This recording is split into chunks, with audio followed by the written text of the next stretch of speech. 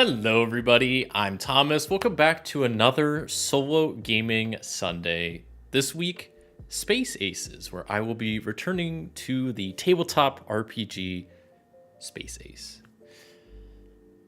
Hope everybody's doing good. I'm looking forward to playing more of this. This is one of my favorite RPGs, even though it's not like a full-fledged RPG. It's not really a rules system. It's more of a toolbox than a rule system, and I'll get into that when I start explaining it. I'm looking forward to playing some more of this today. I hope to have some just fun, whimsical space adventures, I think is what's going to happen today. But yeah, hope everyone's doing good. I'm trying to think what I've been up to. Yesterday, I streamed, which was very unusual for me. I've been doing this channel for now a little over 2 years, and I realized that I have not streamed outside of Sunday afternoons with my solo gaming Sunday like this. And also maybe besides like pushing some videos back and whatnot, like I've had a pretty, I schedule everything. So I like have certain videos that come out on certain days or certain live streams on certain days. I never really do much outside of those. So yesterday I did a bit of a surprise Saturday solo Starforge stream, where I hung out and played Starforge for like 3.5 hours, which was a really good time because I love Starforge. I just wanted to play my one character Wayfinder some more, figure out what's going to happen in their story, progressing through some vows, starting new ones, getting into trouble.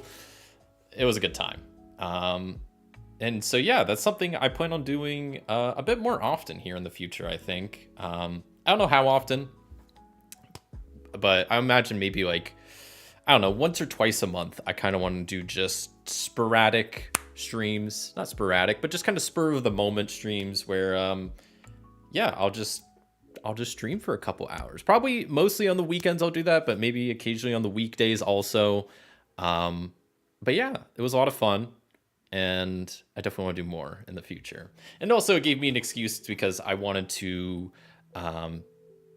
just make sure that this whole like multi-streaming to YouTube and Twitch is working good, which so far I haven't really had any issues, which I'm kind of surprised about. I thought there'd be more bugs or more issues, but it's worked pretty seamlessly, which is great.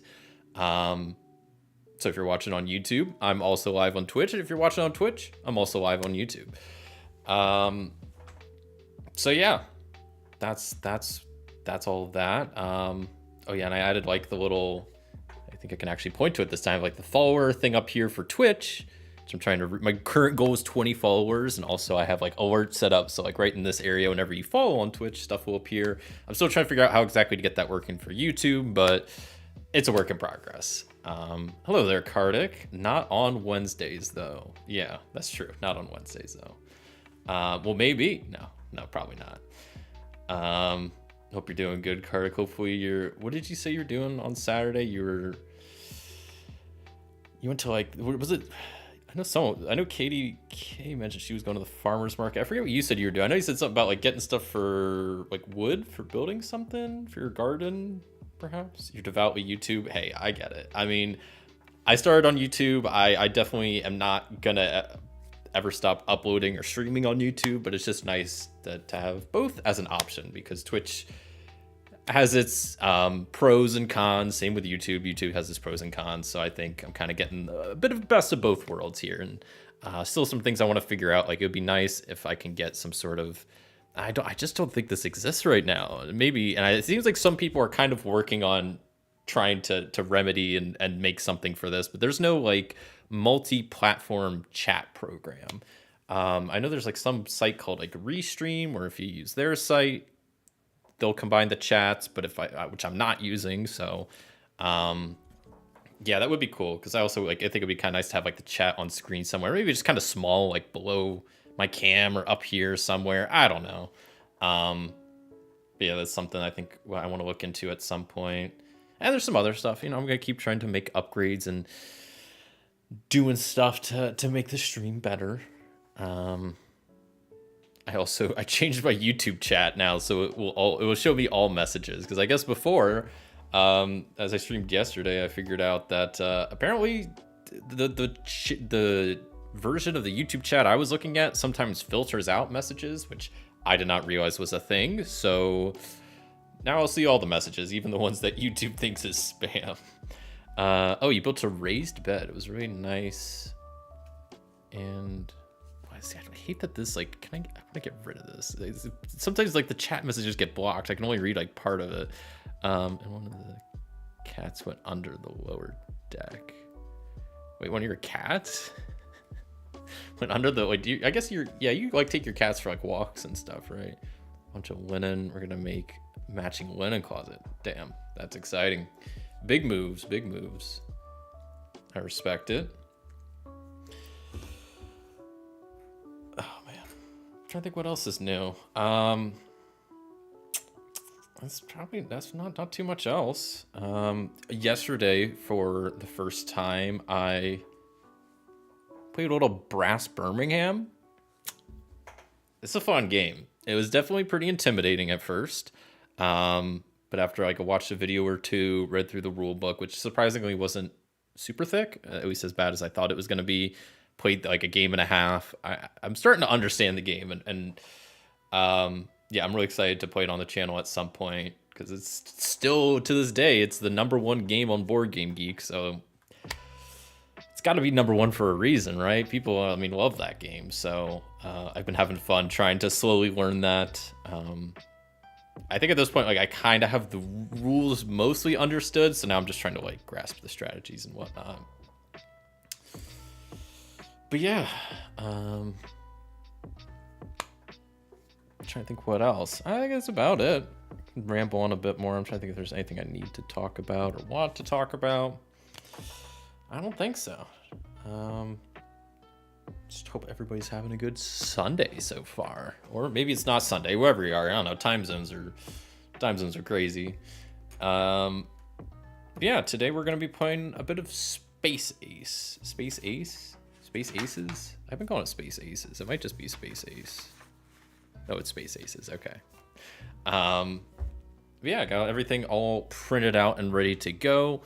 This isn't a super rules heavy game, so I'm not gonna go too in depth with the rules. And also, like, as it will explain here in a second, as like the rules point out, this is more of like a toolkit than a rule system. So there's definitely a lot of gaps in some of the rules where you kind of have to just fill in with however you want to play it. And yeah, it's definitely not a fully fleshed out rule system. It's more of just like a toolbox that can mostly be used to play a game.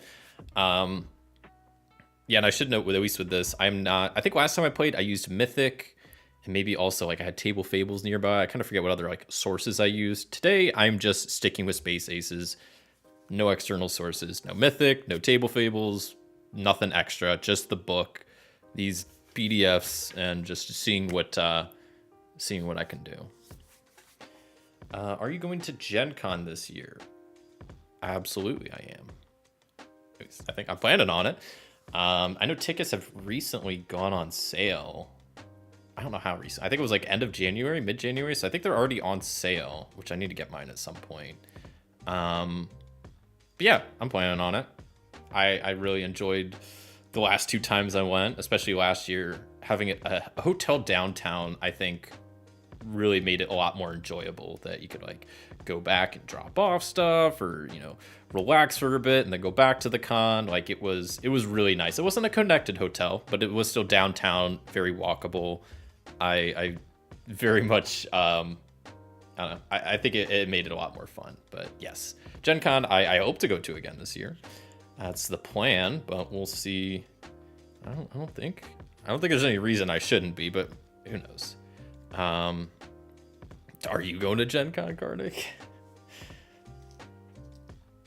You should. It's a good time. It's the best gaming convention, and at least in the US. I mean, best, just maybe, you know, it's pretty subjective, but it's one of the biggest, at least in the US, especially for I don't know, just mainly like, yeah, just the size wise of it. There's just so much going on with the dealers hall and all the places to play games. There's just crazy amount. Gen Con live stream. Uh, probably not. That would be a lot of logistics. I don't know how exactly that would work. I mean, this last year, I mean, I usually get a lot of games at Gen Con. Maybe not a lot, but a good handful of games. So I normally like to live stream the games I get. Maybe I think this year I also did like a video before of like stuff I was most anticipated for, and I did like a vlog for it. But yeah, I mean, just live streaming there, I would just be worried about trying to get like internet connection and I don't know, just all the other stuff. Like, and then what would I even stream? Like, I would just maybe have to do like a vlog style stream, which I maybe could do, but I don't know. It's not really my style of stuff. So, nah, not this year, but Mevin's might be. Oh, okay. I think, yeah, you mentioned he went last year. I just like didn't even know he was going, or else I probably would have at least caught up with him and said hi. Yeah, hopefully I go into Gen Con, and I haven't even started looking into like what games are going to be there yet, which maybe there haven't been too much announced, but yeah, hopefully I get another downtown hotel. That's all I would really care about, because it was nice. But yeah, I think we're doing. Yeah, I'm just gonna go ahead and start explain a little bit about Space Aces and what exactly this game is, how to play it, and we'll get to creating some characters and play a couple episodes. Definitely stream for, at least I'm starting earlier with these streams so I can stream a little bit later. So in my head, I'm trying to go for like 3 to 4 hours for the stream. We'll see today. Since I did stream yesterday, I might stream a little bit on that shorter side here today, but I'll just play it by ear. Maybe if I'm having a great time and some crazy episode we're in the middle of playing, I'm not going to want to just stop in the middle of it. So, yeah, we'll see. Just kind of feel things out and wing it. But yeah, so Space Aces. I'll read this little flavor text on the front because I think it gives a pretty good job of like the tone and kind of what this game's about. So it says, welcome to the Space Aid Brigade. The galactic gig economy is alive and thriving. The galaxy is chock full of things that need doing, anomalies that need exploring, and pickles that need unpickling. You, dear recruits, are just the ones to do them. You won't live to regret your choice. ... Most competent and highly motivated is good enough in our books. Remember, the contract is sacred, your debts are real, and the alternatives aren't that great. So buck up, strap in, adventure awaits. I think that does a pretty good job of summarizing kind of, I don't know, just give you a little feel for what's going on in the game. Hello there, Red Hill Eagle. I'm in the UK. This is not early. I really watch live streams. What time is it for you right now? I'm just kind of curious. You really watch live streams?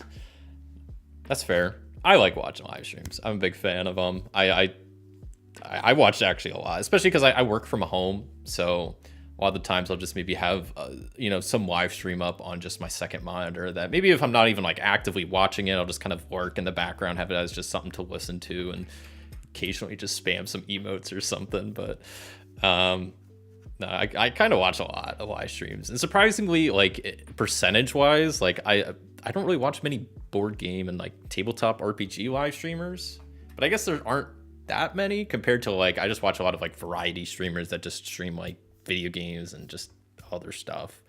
Oh, it's 10:15. Wow, 5-hour time difference from here. That's a little late. So I guess I'll probably be wrapping up stream at like, I don't know, at least past midnight your time. But VOD will always be on YouTube, so you can always, watch the rest some other time. But I appreciate you stopping by.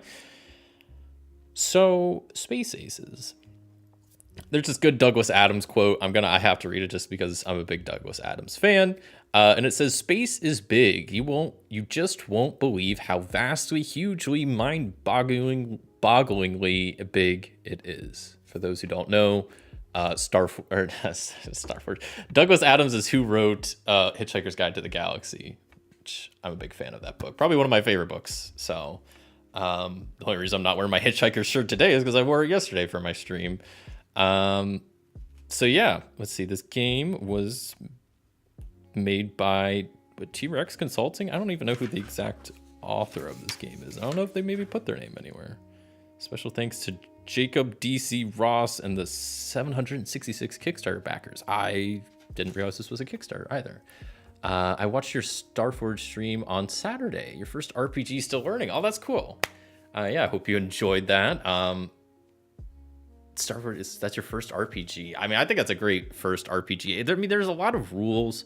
Like, I see it always, like, Ironsworn and Starforge are always recommended, like, especially if I'm on Reddit a decent amount, so if I see, like, threads on, like, people asking for beginner RPGs, it kind of surprises me that Ironsworn and Starforge are recommended, because they are relatively simple, but at the same time, like, they have pretty thick rule books. Like, this is only 24 pages total. I think Ironsworn and Starforge are at least both like 100 pages. Like, the rule books are laid out very well, so you don't need to like read all of it and just look at the moves that you need to. But I think it's a great game. Starforge is currently my favorite RPG. So yeah. Oh, you gotta head out, but wanted to say, hey, I might hop back on later in the stream. Oh, appreciate it, Kardik. I don't know why I must have sent that when I was reading. I just saw that now. YouTube didn't block your message this time. Okay, let's get into a little bit about this game. So, Space Aces is rooted in a love of all things campy sci-fi. And this is a kind of important thing to note, which I kind of talked about earlier. It is a tools over rules system that supports GM-led and also GM-less, so you can play solo or co-op play, which is how I'm going to play. I'm going to be playing solo today. And yeah, it bolds it here, and I'll make one more emphasis just to say that this is not a full fleshed out rule system. It is more of like a toolbox that has a lot of rules to help you do your own thing, but there's a lot of kind of gaps that you have to fill in on your own. But I still think it's a great game. So I just, should point that out. So yeah, there's some safety tools, which, I mean, I'm playing solo, so not really need to worry about that too much, but they're good to have. And so the main dice rolling. So this game uses the two main dice you'll be using throughout the game is a D6 and a D20. The D20 is called your action dice, and your D6 is called your complication dice. You roll these whenever you're doing something that's either risky, dangerous, or uncertain. If it's not any of those things, well, then you're not supposed to roll, because you just do it. If it's not uncertain, risky, or dangerous, don't roll. So setting the difficulty. So the GM takes into consideration the player's position in the fiction, their approach, previous benefits or costs, which we'll talk about in a second, their skill, their style objectives, and asks how hard would this be. And there's kind of four main difficulty levels in this game. There's easy, which is a 5, tricky is a 10, hard is 15, and epic is 20. And those are the numbers you're trying to beat with your D20 action dice. Another thing to do before you roll is determine the stakes. So if something is risky, ask the players, well, what are they risking? If it's dangerous, what could go wrong? If something's uncertain, what happens if they fail?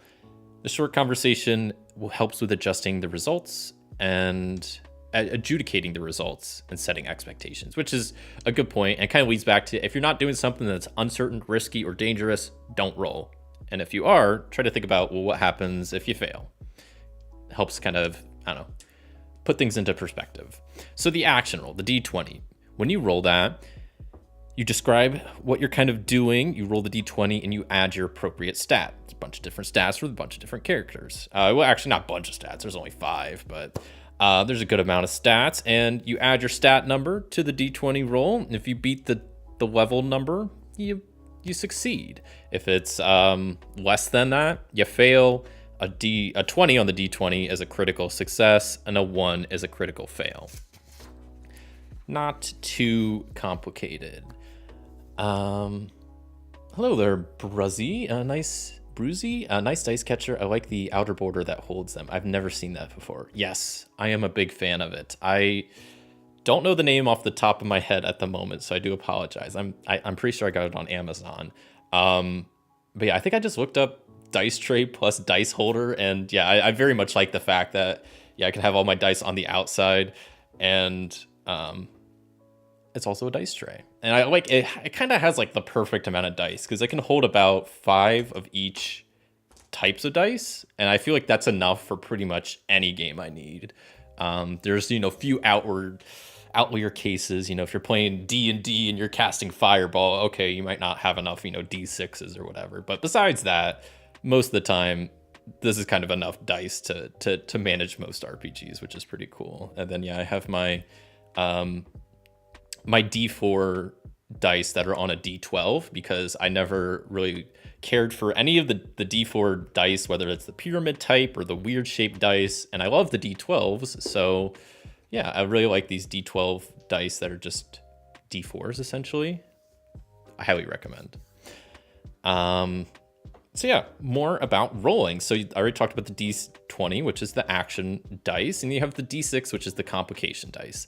And what's cool about this is the complication dice allows for either major or mixed results and stakes mitigation. So it even allows for a super critical success or a super critical failure. So essentially every time this is rolled, if you roll a 1 or a 2, you have to suffer a cost. So regardless of whether you actually succeed or not, you determine a negative consequence of the action and you raise the heat level by 1. Heat level is something I'll talk about here in a second, but I'll just get to that here. It's literally like a couple paragraphs below, so just hang tight.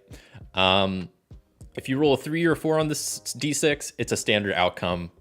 It's just kind of as is. If you roll a 5 or a 6, you gain a benefit. So regardless of even if you failed or if you succeeded, you determine some positive consequence of the action. And you get that. So costs and benefits, they can be mechanical. They could be tactical. They could be social, physical, emotional, whatever you feel like. So heat level is heat helps adjudicate consequences of costs. So every cost that is rolled turns up the heat level for the whole party by 1 during the mission. The higher the heat level, the bigger the consequences of the cost, which I think is a neat system. So if you roll a cost while your heat level is 1, maybe you just stub your toe. But if your heat level is maxed out at 20 and you roll a cost, you might have lost that toe. So the heat levels can help put into perspective of just kind of the dangers you're facing and how severe the costs that you'll be paying are, which I think is a really neat system. So character stats, skills, and style. So the stats are assigned with like a kind of standard array type situation where you have one of your stats is a +3, one is a +2, one's a +1, one is a 0, and the last one is a -1. So how a player approaches a problem determines which stat they will use. Skill is something that you'll also have. It determines what your specialty is, and it allows you to actually roll twice and take the better result, which is pretty nice. There's also a style area here, and style is just for flavor and fun. So the different stats. First, you have Moxie, which represents tackling a problem head on and head first. I kind of like thinking that as like, at least in D&D terms, like that's like strength and endurance. Smart is representing approaching a situation brains first, so that's definitely like intelligence. Wiggles represents approaching from an angle and with your wits, so I'd put that more as like agility and wits. Your pockets is how well equipped your character is, so if you need a crucial piece of gear, you can roll plus pockets to see if you have it. And then finally, there's friends, which is your connection and your charm. So you roll plus friends versus a difficulty to see if you know a guy or are trying to charm your way out of a spot. So if you're stuck on a planet, your ship's broken, you can roll plus friends to see if you have if you know a guy that runs a ship towing company that could help you out. So that's where friends comes into play. So gumption. So your character doesn't necessarily have health points or anything like that. Your character has gumption. So gumption is your will to stay in the mix. As with superheroes and Saturday morning cartoons, characters can shrug off almost any amount of damage. But if you break their will to fight, that's a different story. This way, non-lethal encounters can also carry risk. A failed task, bad news, or a well-aimed insult can lower your gumption. Players start with 6. If their gumption ever reaches 0, they are taken out like yesterday's blueberry space bagels. That's kind of the gist of that. Your gumption is kind of think of it like, I don't know, it's your physical and your mental health kind of combined. So that way, if you take damage, yeah, your gumption goes down. But like this says, bad news or an insult even can help. It can lower your gumption. So that's something to be wary of. You can recover gumption in a number of ways. So an encouraging pep talk, a well-timed hug, your favorite Cool Ranch flavored snacks, all could conceivably restore some of a character's gumption. A player may also do what's called stealing themselves, where you mark an ailment, which I think I'll talk about ailments here in a bit, and then you can recover 2 gumptions, which ailments are just bad times by all, and I think I'll explain them later. Actually, I don't know if the rules actually cover that. I might have to I'll talk about that real fast. The ailments are just things that you can mark down, so you can become shaken, stressed, frustrated, confused, frightened, or exhausted. And basically, each ailment that you have marked down, you suffer a -1 to all rolls for each one that you have marked down. So if you have 6 ailments, you're going to be basically getting a -6 to every roll you do. And yeah, whenever you roll a 1 on a d20, that's a critical fail, and you'll mark down an ailment. So that's the main way you get ailments, is from critical fails, but you also get them if you want to steal yourself. So using grit. Okay, so grit is kind of like a little meta currency in this game. So our Pucky heroes have grit, up to 5 of it actually. Every failed roll, they can mark 1 grit, and eventually they can grit their teeth, where they spend 5 of their grit and turn a failed roll into a success. There is a note here that there is room for abuse of this mechanic. It's up to the GM and their players to decide how much abuse this will be allowed, and if doing an otherwise impossible action comes with an additional consequence. So yeah, as it mentions, when you fail a roll, you check off one of your grit boxes, and then once you have 5 grit built up, you can spend all 5 of that on a failed roll to turn it into a success roll. But like it mentions here, if it's like an impossible task, then you might need to kind of work with your GM, or I don't know, just try not to cheese it or abuse it too much, because it can be abused, but that's just kind of how it is. So the last thing to talk about is scuffles. So scuffles can come in all shapes and sizes. A dance-off, a pie eating contest, and yes, even fisticuffs can qualify as a scuffle. Players should think outside the box before starting a scuffle and utilize any tactical advantage they can to gain the high ground. So in general, most player characters and NPCs standard attack will cause 1 harm to gumption. Bigger guys might hit for 2 or 3 items, and items or rolled costs and benefits might modify that number as well. So if a bigger enemy normally hits you for 2 gumption, and then you roll some benefit, well, maybe now they only hit you for 1, or maybe now you attack for more. So that those numbers can vary, but yeah. Same with difficulty. So the difficulty is dynamic. It's not fixed. It can be modified dynamically by the fiction. So if a player misses on a hit, but then rolls a benefit, perhaps it puts the team in a better position for the next time that enemy is attacked. So, if you're trying to, in like a fight situation, you're like sword fighting with someone, you swing at them, you miss, so you don't hit them, but maybe your swing knocks your enemy on the ground, so now the next attack against them will be a bit easier. So that's a way that if you rolled a benefit, even though you didn't do the damage, you'll still get some benefit for the next time. So that's kind of what that's implying, which I think is a pretty cool system. So the general difficulty guidelines are just smaller baddies, causing them harm or dodging their attacks is easy, so 5 difficulty. Medium guys are 10 or tricky, and then the big baddies are hard or 15 difficulty. And so how does combat work, or scuffles, I guess I should say specifically? So in a scuffle, players roll to either act against or react to the enemy players, depending on if the player has the high ground or not. If you're familiar, I mean, this is not a new concept in RPGs, and specifically, like, I'm really familiar with this because of something like Starforged, which I just played yesterday, which works in a very similar way, that it's always the player characters are doing the rolling, the GM never rolls, And essentially, you're either have the high ground in this game or you don't have the high ground. And then depending on which case you're in, you're either, if you have the high ground, you're acting against them, or if you have the low ground, you're reacting to what your opponent's doing. So the first step of a scuffle is to decide in fiction if the players or the enemies start with a high ground and the order the players go in. After the scuffle starts, players may gain or lose high ground individually. If a player has the high ground, like I said, they can roll to act against the enemy. If the players have lost the high ground, they can only roll to react to the enemy's action. A player can gain the high ground on a roll to benefit from the D6 complication dice, and a player loses the high ground on a rolled cost, once again, the D6 complication dice. And players take turns acting upon or reacting to the enemy, depending on who has the high ground, and the player is always the one rolling, like I said. The GM never rolls, and you just keep doing that, and whoever runs out of gumption loses.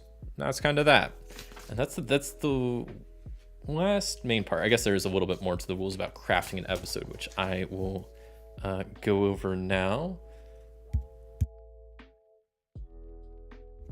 Hello there, Christopher.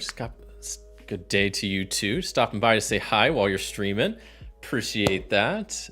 I like those emotes. They're looking good. I'll do a wave emote back. And speaking of which, I need to, I can add more emotes. So when I originally got those emotes made, I got 7 of them. And I think I could only upload 4 at first. And then once I get more members, people that have become a member to the YouTube channel, it unlocks the ability for me to add more. So I think at this point I've unlocked the ability to add 2 more. And then once I get a couple more members, I can add 2 more. And then that'll be all of them that I have so far. And who knows, in the future, I'd like to get more, but got to get more members to do all of that. Hello there, Katie K. Happy Sunday to you too. How's the game? We haven't really started yet. We're still going a little bit over the rules. I tend to talk on a little bit apparently. But yeah, I'm looking forward to playing it. Because I think this is a fun game, very lighthearted, whimsical, but still, I think a nice game. Hope your Sunday is going good. So the last little bit to talk about for the rules is crafting an episode. So Space Aces is best played episodically, where each episode is encapsulated in itself. So to build an episode, you roll and interpret the mission as a group, then you work together to develop a 3-step plan to pull it off. The plan becomes the framework for the episode. You can roll some episode events to slot in as needed, and then you roll a difficulty event to start in media res, and you're good to go. When in doubt, ask the AI. That's this game's version of an oracle. So a couple things when it comes to an event is, one thing, if you want, you can use the heat level as a clock. So the heat level can also function as a kind of clock, and the GM may wish to determine what happens or what kind of challenges could happen at various heat levels. So maybe, you're trying to get people off a planet before it blows up, and maybe once the heat level hits 10, the ground starts breaking away, and then once it hits 15, I don't know, lava is shooting out from everywhere. Just random stuff like that. So you can kind of use the heat level as a clock for certain things happening at certain times. The snag. So typically the snag is a twist dropped by the GM at an opportune moment during the mission to make the story more fun and surprising. And then right below it, snag in GM list play. So it's kind of hard to surprise yourself with a twist. So as an option, whenever you fail an action roll as a cost, you'll raise the heat level and then you roll a d6. And you compare the action roll to the current heat level. And if the result is less than the heat level, you roll on the snag table. And the snag just triggers immediately. So you kind of just roll the snag at some point during the episode. And that's kind of what it suggests for kind of solo play, which is what I'll be doing. So yeah. There's also some optional rules for complex tasks. So sometimes it's fun to turn a complex task into a challenge. So to do this, you first have to determine the difficulty of the task. Then you determine the complexity. So if it's simple, there's 2 steps. Involved is 3 steps. Complex is 4 steps. And then you finally decide on the fail conditions of the task. So you could do something like 3 failures and you're out. You could do this one like it's do or die when failure isn't an option. For time-sensitive tasks, only so many attempts are allowed. Or you could use like a fuel gauge system where each success raises it by 1, but each failure reduces it by 1, and the task fails if you go below empty, which I think is a pretty cool way to do it. And to pass each step, you just state what you're trying to do, determine the stakes, roll the d20 plus your stat versus the difficulty. If you roll, you also roll the complication dice. You do this for every roll. And then on a cost, the difficulty is raised by 1 and the benefit reduces it by 1, which is pretty sweet. And then finally, for finishing up and advancing. So upon completing a mission successfully, players may choose to increase their gumption by 1, and that's just an automatic thing that can happen. Or you can attempt to enhance a stat. So to enhance a stat, they must first off kind of come up with a reasoning of why the stat would go up because of, what happened in this episode. And then you roll a d6. And if the result on the d6 is higher than your current stat number, you may enhance it by 1. So if I start out with my smarts at 3 and I want to enhance it, I need to roll a 4, 5, or 6 on this dice, and then that would enhance it by 1. Once again, I think that's a pretty cool system. There's a lot of things I like in this game, and I think that's why I like it so much. And the last words, fun always is greater than rulings, which is greater than rules. So it's very much supposed to be just a nice, lighthearted game. And that's kind of how we're going to play it today.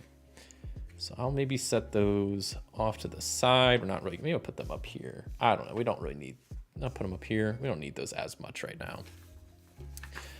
So I guess I'll get into character creation. And there is a really nice backstory generator that you can do that can give your character like some past jobs and the skills and whatnot. And I do like this. I think it's a great great backstory generator. I'm just not going to use it today just for time. I'm just going to roll up the characters like normally and just get going. So the names of my characters. So the first one, I will name them, we'll go with Jackson. I'll just write their pronouns behind their name just so I can keep that all straight. For their skill, so I will use last page of the rules is called the lab, which has just some extra fun little stuff that you can or can't, like optional rules essentially. And one section that I really like is this profession section where you roll a d6 and a d12 and it gives you a character profession. So let's see what Jackson is. First roll of the game. And Jackson is a retired redshirt sidekick. Okay, good stuff.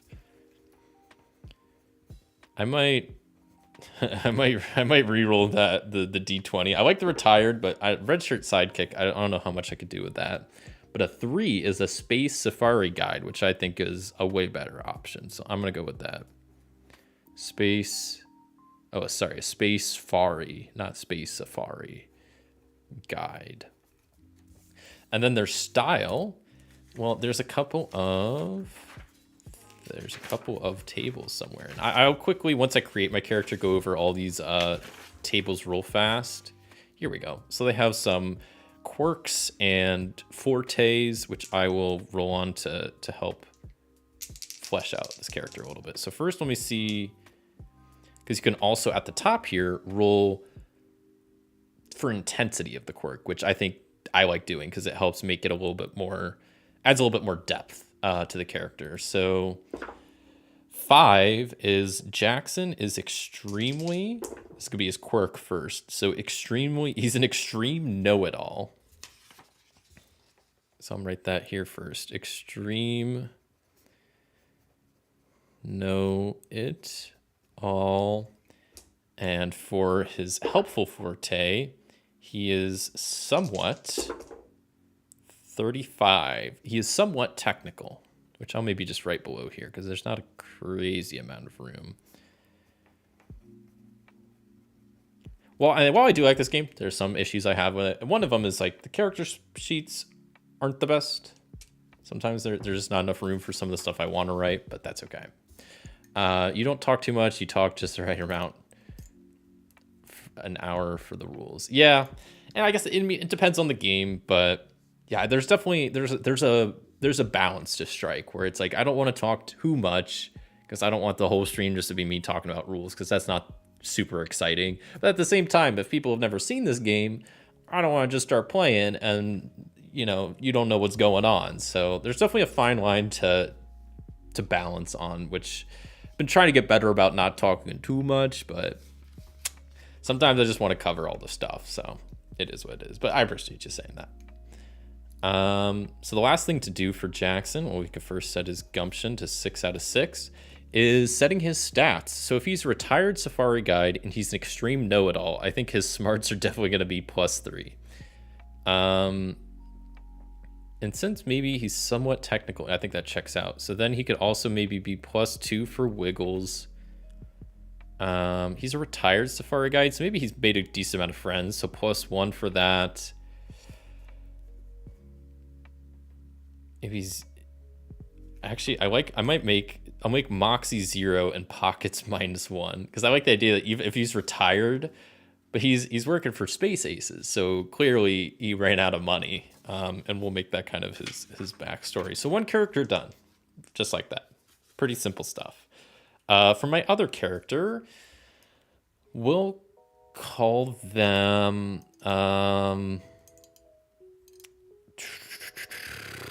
I don't know. See, this is why I need there's some tables that are missing from this game, like a name table. Normally I'd reach for like table fables like that, but not today. I'm just using Space Aces. I'm not wanting to use any other stuff. So I don't know. We'll go with Samantha. Samantha?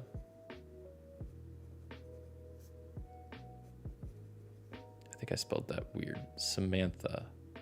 Why does that look weird? Whatever. Samantha. That'll be her name. Let's do she, her. And let's see what Samantha's previous job was. So we'll roll on the lab. And she is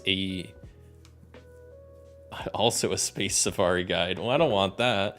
I mean, they both could be, and that could be kind of fun, but I kind of want them to be different stuff. So a maverick archaeologist. Okay, that seems like a pretty fun skill.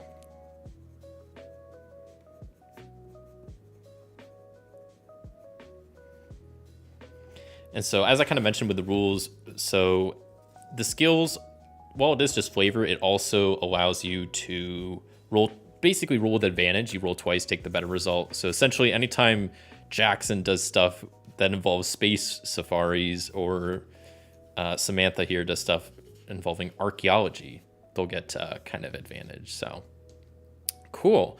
Let's quickly roll up some styles and fortes for Samantha here. So first we get that for her notable quirk that she is somewhat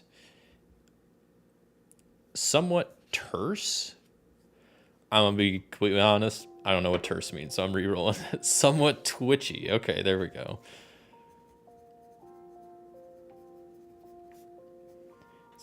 Terse is one of those words. I've definitely heard it, but I don't know. I couldn't define it if you asked me. So then for her helpful forte, she is slightly and 3 and 2. So she is slightly wealthy. Okay.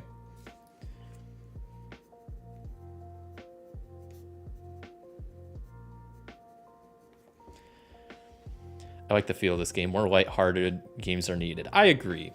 I agree. I like it. It's very much this game, and it even mentions like in one part of it, like Saturday morning cartoons, and like that's what this vibe gives me. It's like with the episodic format, the lightheartedness, the rules lightness of it. It's made to be a very just whimsical, fun, lighthearted, not rules crunchy, just kind of weird sci-fi adventures, which I'm all about. You know, I like sci-fi. So okay, for her stats.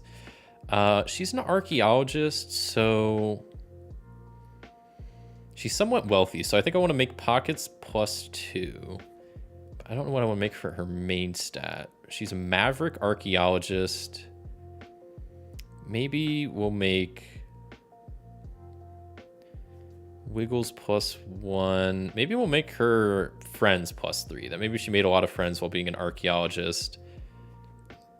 And we'll make smarts maybe 0 and moxie -1. That sounds good. And I guess I need to fill in her gumption, which starts at 6 out of 6. Heat level starts at 0. And character creation done. Just like that. Not too bad. We got Samantha and Jackson. Cool. We got a retired space fari guide and a maverick archaeologist.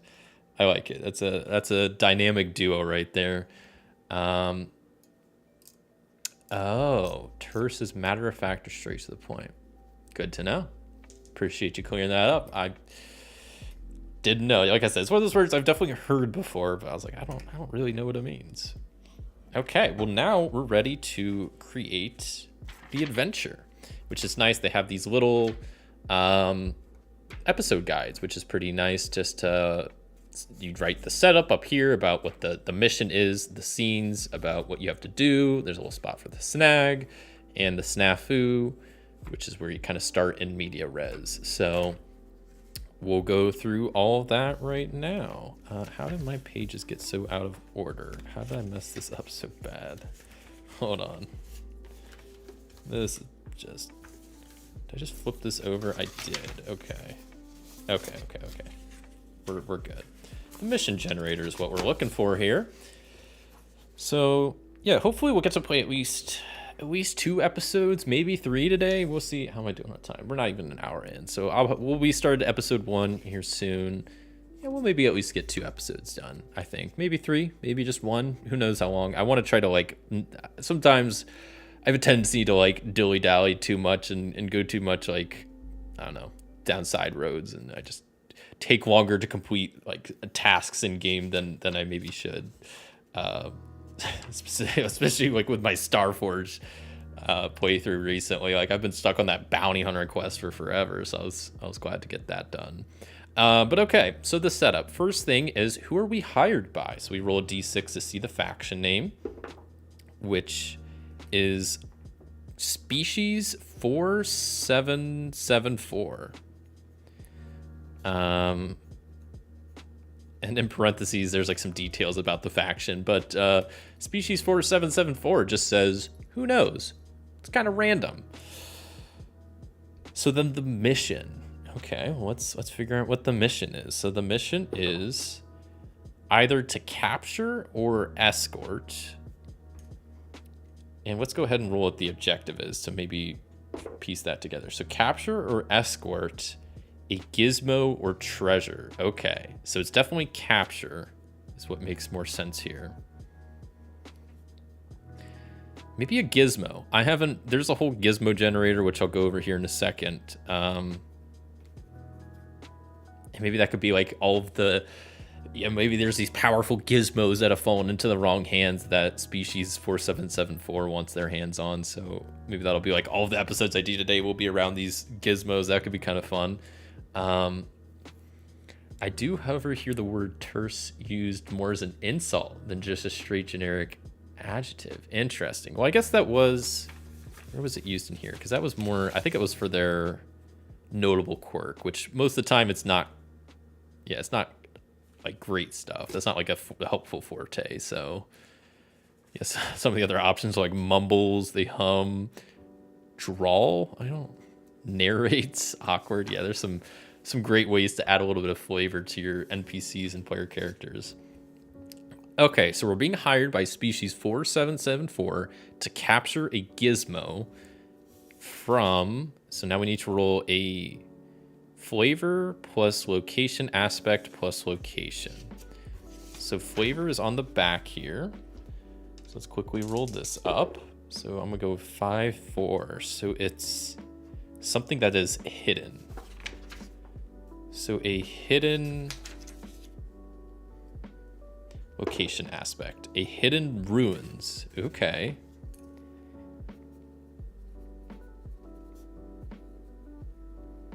Hidden ruins. That's on 3. Hidden runes on a ship? In a ship? Hidden runes in... I'm gonna go shipyard. That's the other option. I kind of like that. So maybe this gizmo was on a ship that got sent to the shipyard, and now no one really knows it's there, and so we have to go find it, but it's like hidden away in like this giant, massive like shipyard place. I like it. Okay, so then we have to watch out for the opposition, which is 4. It's either time or a puzzle, and their agenda is 6, to destroy enemy. Time is trying to destroy the enemy. So maybe this gizmo has some like...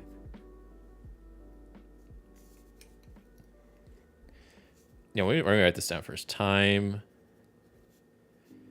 comma, destroy enemy.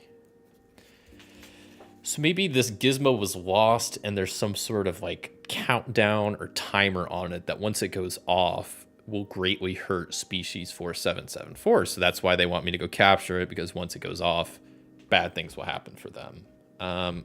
Okay, that checks out. I like it. We can roll up, so there's episode events. We'll roll that in a second, because this is what we roll for like the snafu. We start in media res and kind of just in the action of what's going on.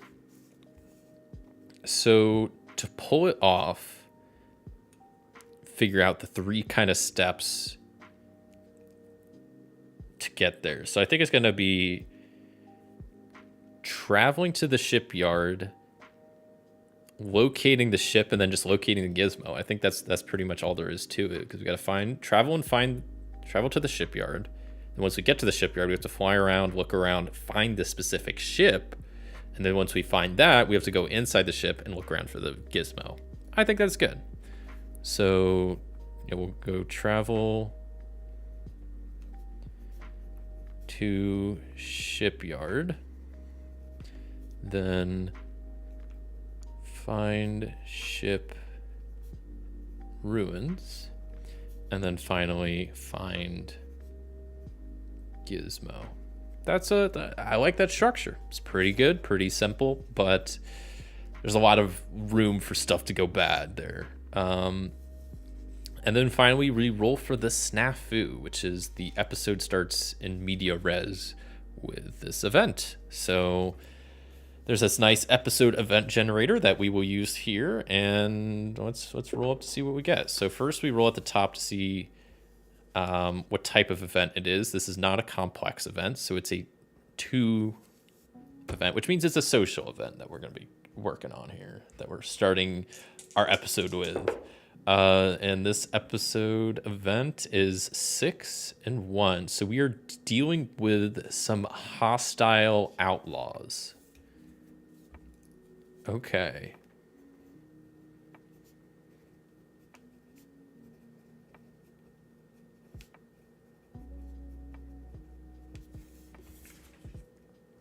Okay, sweet. We got our episode created. All laid out. We got the steps. We got everything. We're pretty much ready to go. Before we start, there's a couple more things I want to do, but I'll real quick take a quick second to flip through all of the pages in this PDF and just show you what's all here. Because I'll talk about this more at the end. While I do think this is a great game, I think if anything, I think everybody should get this if it looks interesting to you. Because I think by itself, it's a great toolkit / game. But I also think, because it is pretty cheap, there's just a lot of great tables in here that if you're like playing other sci-fi RPGs, that there's a lot of great stuff in here that you could use on other games. Because like it kind of mentions at the beginning, this is more of a toolkit rather than a rule system. And I think, yeah, there's a lot of great ways that you can incorporate this stuff into maybe other games. So we have this episode event table, which we just used, and the mission generator, which we also just kind of used. There's this galactic guidebook page on rules for exploring planet side. You do a little mini hex crawl, and there's like random events along the way. On the back of this, you have planet generator to generate a planet type, the planetary pickles going on right now on the planet, species names, the culture, their featured aspect, features of interest. Then you have star ruins and space hulks, aka a little bit of dungeon diving. There's rules for how to do that, setting like the difficulty level of the dungeon, what type of dungeon, the depth, kind of rules where we have like a supply amount and all that good stuff. So that's that. We'll probably have to do that at some point because we're gonna be going through the ruins of like a starship, so that might kind of fit. On the back of that, we have a monster generator, so you can generate a monster type, their aspect, their bearing, their size, what hazards they pose, and also what treasures they might have. Then you have starship shenanigans, so a little page on starships, different shapes, sizes of ships with different stats. You got starship quirks and perks and how you got it. On the back is how you handle scuffles in a starship. So if you're battling with other starships, how do you do that? There's a little bit separate rules for that. You man different stations. You have shields on your ship. Whenever those go out, then damage might either go to a certain system or it might just explode some consoles. Then you have hyperspace hubris. So this is all about space travel.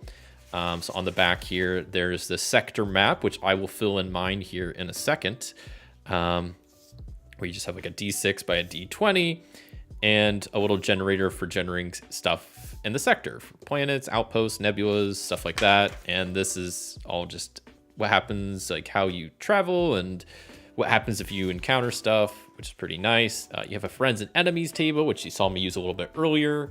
We can roll up just different characteristics about player characters and non-player characters, stuff like quirks, fortes, demeanors, flaws, goals, secrets.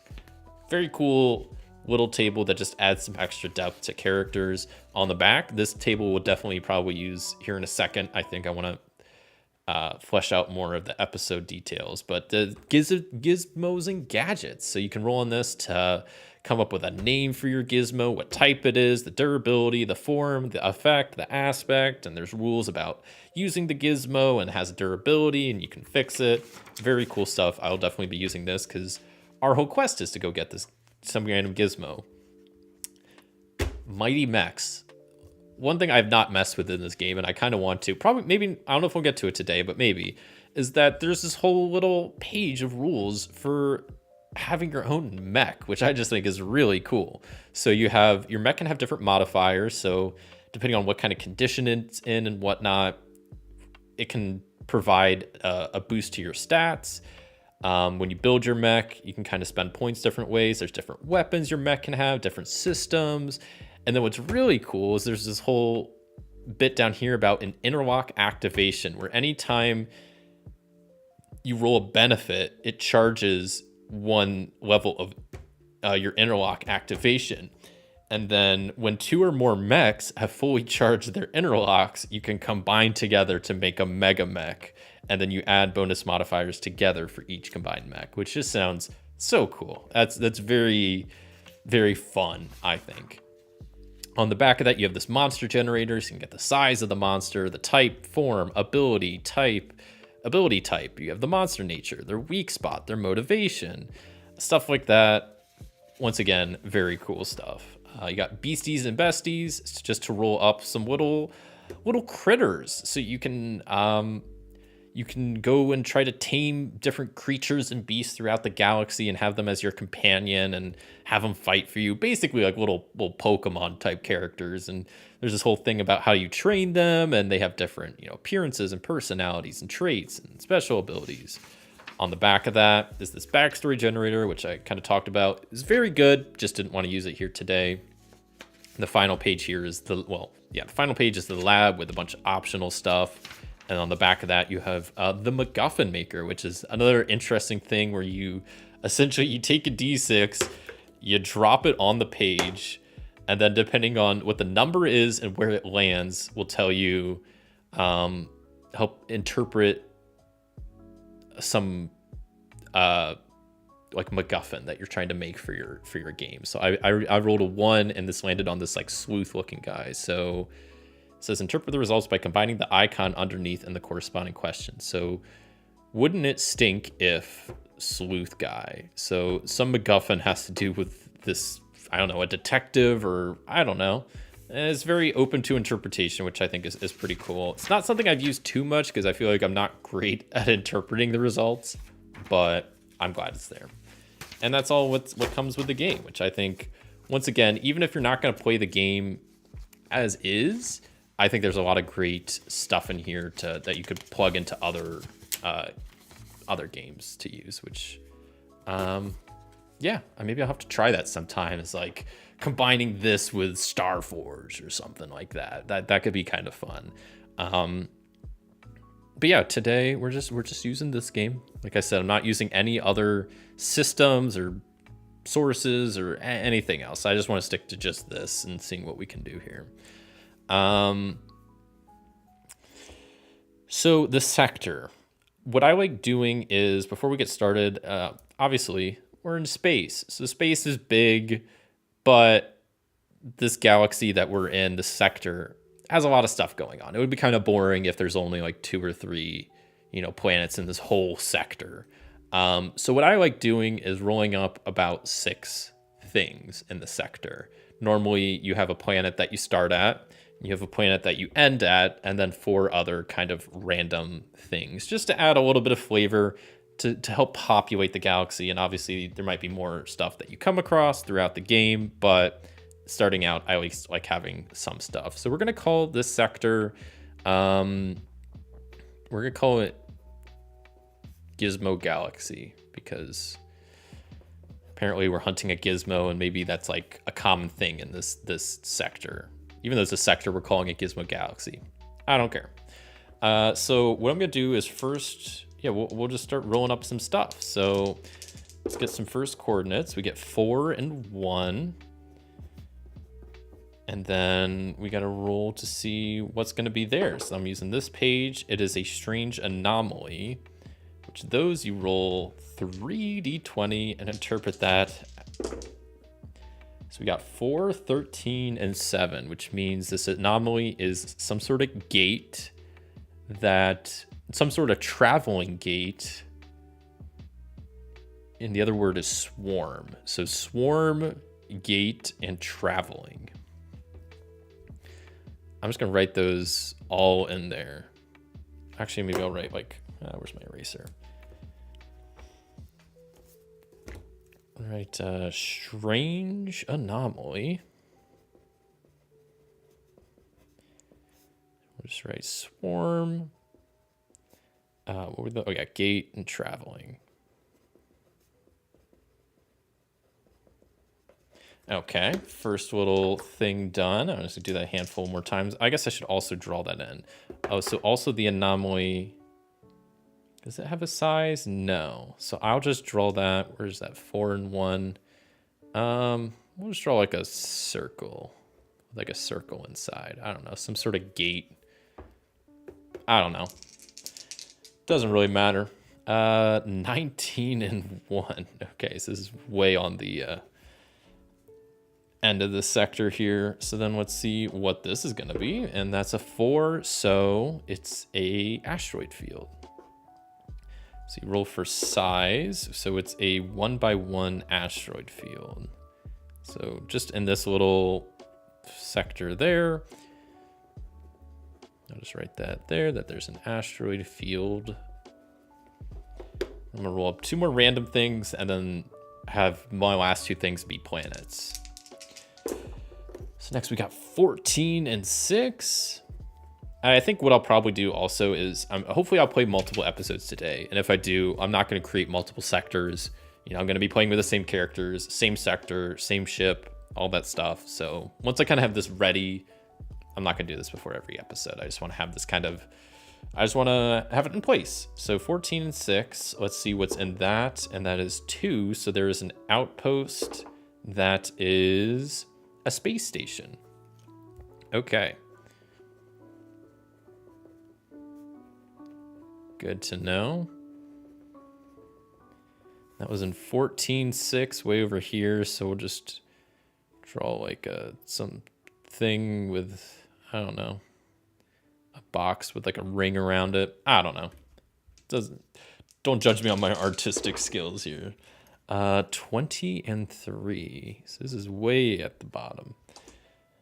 My last random stuff, and then I'll roll up 2 planets. Yeah, I did not roll up a single planet, so that's fine. So the size we rolled up, this is going to be a nebula, and it is going to be a 3x3 nebula. That's down here, right? Is what I rolled. So that's nebula. And that was a 23, so there's going to be like this whole little area here. Just drawing a little squiggle. It's all good.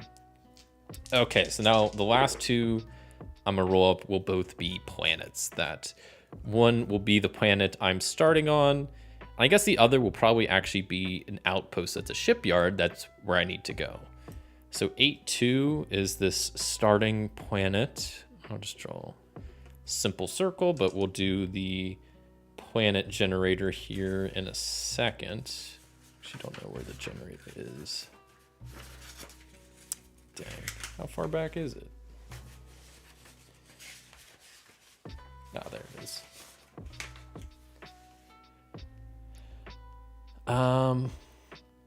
Okay, so then I guess I'll real quick see like what kind of planet type it is. So that's a 5 and a 2. So we get, it's a gaseous planet.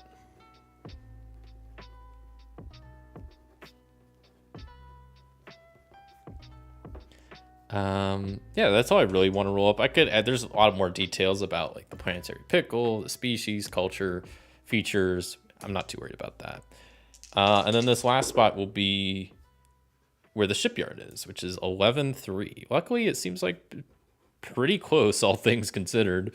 And this will be where the shipyard is, which I don't know what a shipyard is going to look like. We'll make it like a big platform with a bunch of just like piles of stuff on it.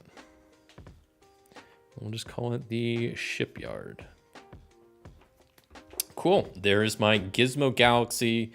Has a strange anomaly down here. That's up here. Strange anomaly, asteroid field, space station, big old nebula. It's got a gaseous planet, and the shipyard. Pretty cool. Okay. Couple more things I want to do before we really get started. Mainly, I want to just write the details out of my ship. So the one thing let me get myself situated here real fast. Where is, okay. Try not to mess up the order of this stuff too much. Okay, there we go. I guess the order doesn't really matter. One thing about this game, like I said, it's more of a toolbox than like a full-fledged rule system. So there's some parts that are kind of lacking a bit. And I do like the starship stuff. There were a couple extra details I added in that I will use. So there's different types of starships. Which type do I have? I don't know. So what I do is a D6 roll. On a 1 or a 2, it's a small ship. 3 or a 4, it's a medium ship. 5, it's large. 6, it's huge. So let's see what kind of ship we have. It's a medium ship. So I'll just write this on its own little card. Ship info. So then the size is medium, which that dictates pretty much everything. The only other thing I kind of noted here is the fuel level. It's kind of assumed that your ship has 3 fuel, but with how traveling works, I don't know. It seems like there's not a lot of spots to like refuel, and that's like something you'd have to worry about. And I don't know if that's something, it just doesn't seem like fun having to worry about fuel. So I said the small ship has 5, medium has 10, 15, and 20 is kind of the different fuel levels of the different size ships. Because it makes sense. If you have a huge ship, that should probably have a bigger fuel tank than a small ship. So, but I will mark all of these stats down. So first is we have shields We have 4 levels of shield, which is good. We have 2 reactor points, which reactor points are something you can spend during a starship scuffle to re-roll some dice. Damage that it does is 2. And then I'll write fuel down here. Since we have the medium, I'm saying we have 10 fuel. That just feels like a better number. And I guess I can real quick also roll for like a couple quirks and perks and how I got it, just to add a little bit of flavor. So let's do this real fast. So I guess let me roll 1d6 to see the starship quality, and it's shiny, so it has 1 quirk. And this quirk is that it needs organic fuel. Okay. Then we'll see what kind of perks this has. D6 tells us this is a luxury style ship, so it has 2 perks. First one is that it has a supercomputer.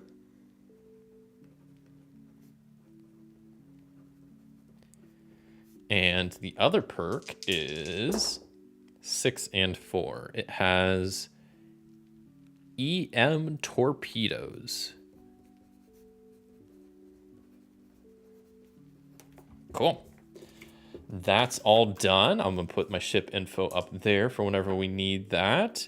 I think we're pretty much ready to go at this point. The last thing I want to do real fast is, since we're hunting for this gizmo, I kind of want to generate some info about it with the little gizmo generator, just to give it a bit more flavor on what exactly we're hunting down.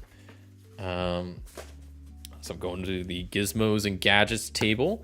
I'll roll in the type, prefix, form, effect, and aspect, just to know what we're hunting down, make it help me, I don't know, get a better picture of why species 4774 wants this, why it's bad if it like blows up or whatever. So let's do type first, see what we got going on. I'm just gonna write this on the back of the episode sheet since it's kind of involved with the episode. The gizmo is 4-1, so it is a sentient, something sentient. Okay.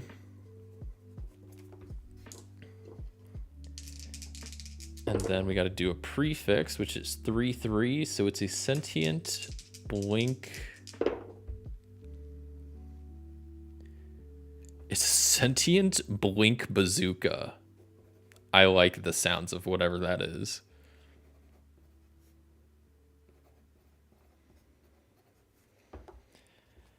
Okay. So you know what? Yeah, I have an idea, but I'm gonna. And then what's the effect and aspect we can also roll? So its effect is 3-5. It's to absorb. Okay. Or what's 5-3? Maybe that'd be better. Transfer. No, we'll go absorb. That's what I rolled first. And then finally, its aspect is 6 and 6, so it's charm.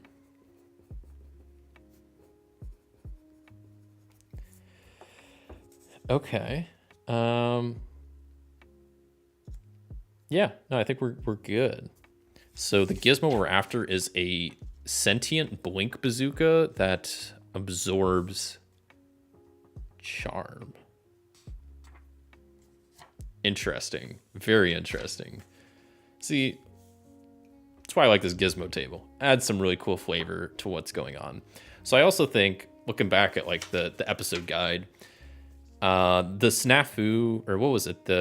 What we have to watch out for is time and the destroy enemy. I think how I'm going to play that aspect is maybe we have to watch out for time and the fact that someone else knows where this bazooka is, and maybe they want to destroy it. And that's how we could. So maybe it's not like it's going to blow up or like it's going after the species 4774. It's maybe that someone else knows where this bazooka is, and maybe they want to destroy it, or they want to use it to destroy species 4774. I don't know, something like that. But I think that's a little bit better way to play that. So we'll go with that. And we're pretty much ready to rock and roll. We got our episode laid out, characters created, sector created, ship info down, gizmo fleshed out. And we're doing, okay. I've been talking for a while, but we're not doing too bad on time. So I think before we get started, I'm going to take a real quick, 2-minute break, and then I'll be back and we'll get through this first episode and see how Jackson and Samantha do with rescuing this gizmo. So I'll be back in a few.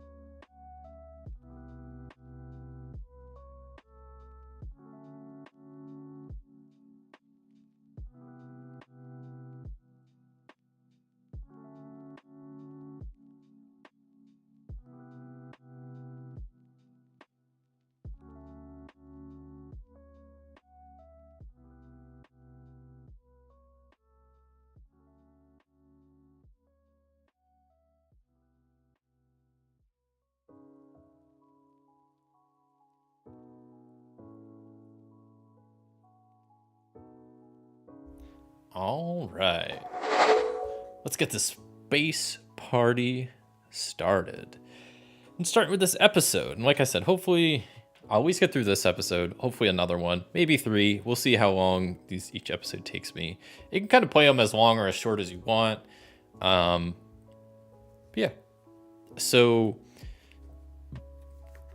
I'm gonna I have this little piece of scrap paper back here as just a little brief notes. I'm not gonna take crazy amount of notes, but I just like having stuff kind of jotted down.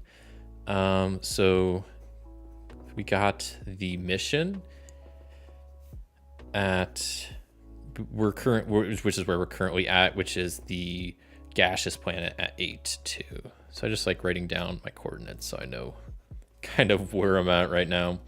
And we need to get to the shipyard down here, which is at 11-3. Okay. I kind of want to roll up another faction name that's going to be the kind of opposing faction for this episode, because Species 4774 is the one that hired us, and I think we're starting in media res with dealings with some hostile outlaws. So I think maybe the outlaws we're dealing with now, it could also be the same faction that's kind of after this gizmo. So let me roll up another faction to see who we're kind of fighting against. And that is 4, which is the Free Traders Syndicate. So maybe there are outlaws of this Free Trader Syndicate on this planet that we're starting on. So once they saw us leave our meeting spot with Species 4774, they attacked us. So I'll just write that down. Got attacked by, what was it? The Free Trader Syndicate. Okay.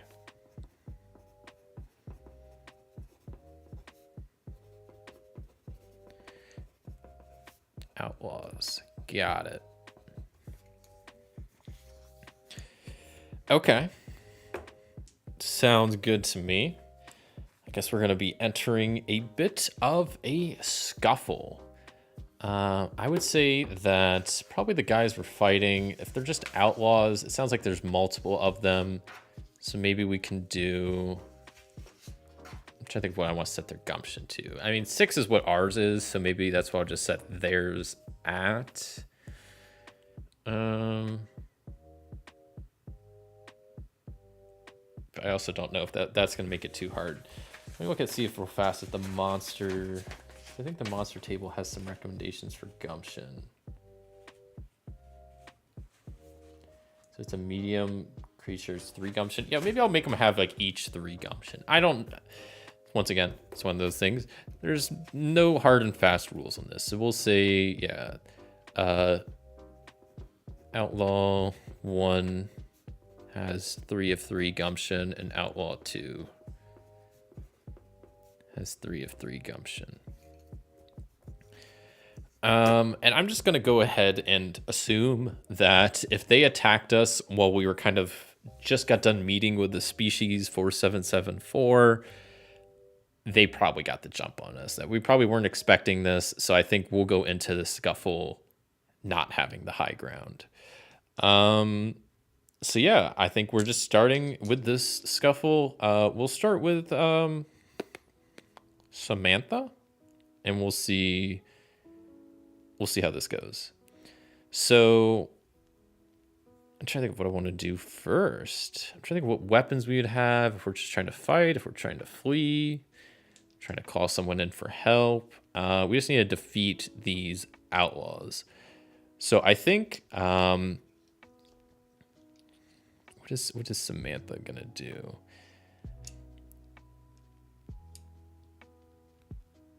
I guess maybe she's good with friends, so maybe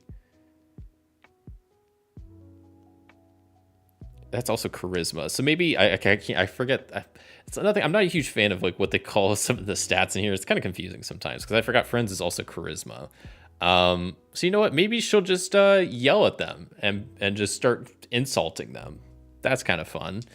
Maybe specifically Outlaw 1, she'll start hurling insults at and trying to damage their ego, which I think probably not easy, but not hard. So we'll say it's probably just tricky. We'll see how this first roll goes at just hurling some insults. So she gets +3. So that's a 14 total. I just need to beat 10. So it is successful. So Outlaw 1 will take a hit to their gumption. The D6 roll was a 3, which a 3 and a 4 is just a standard outcome, so no cost or benefit.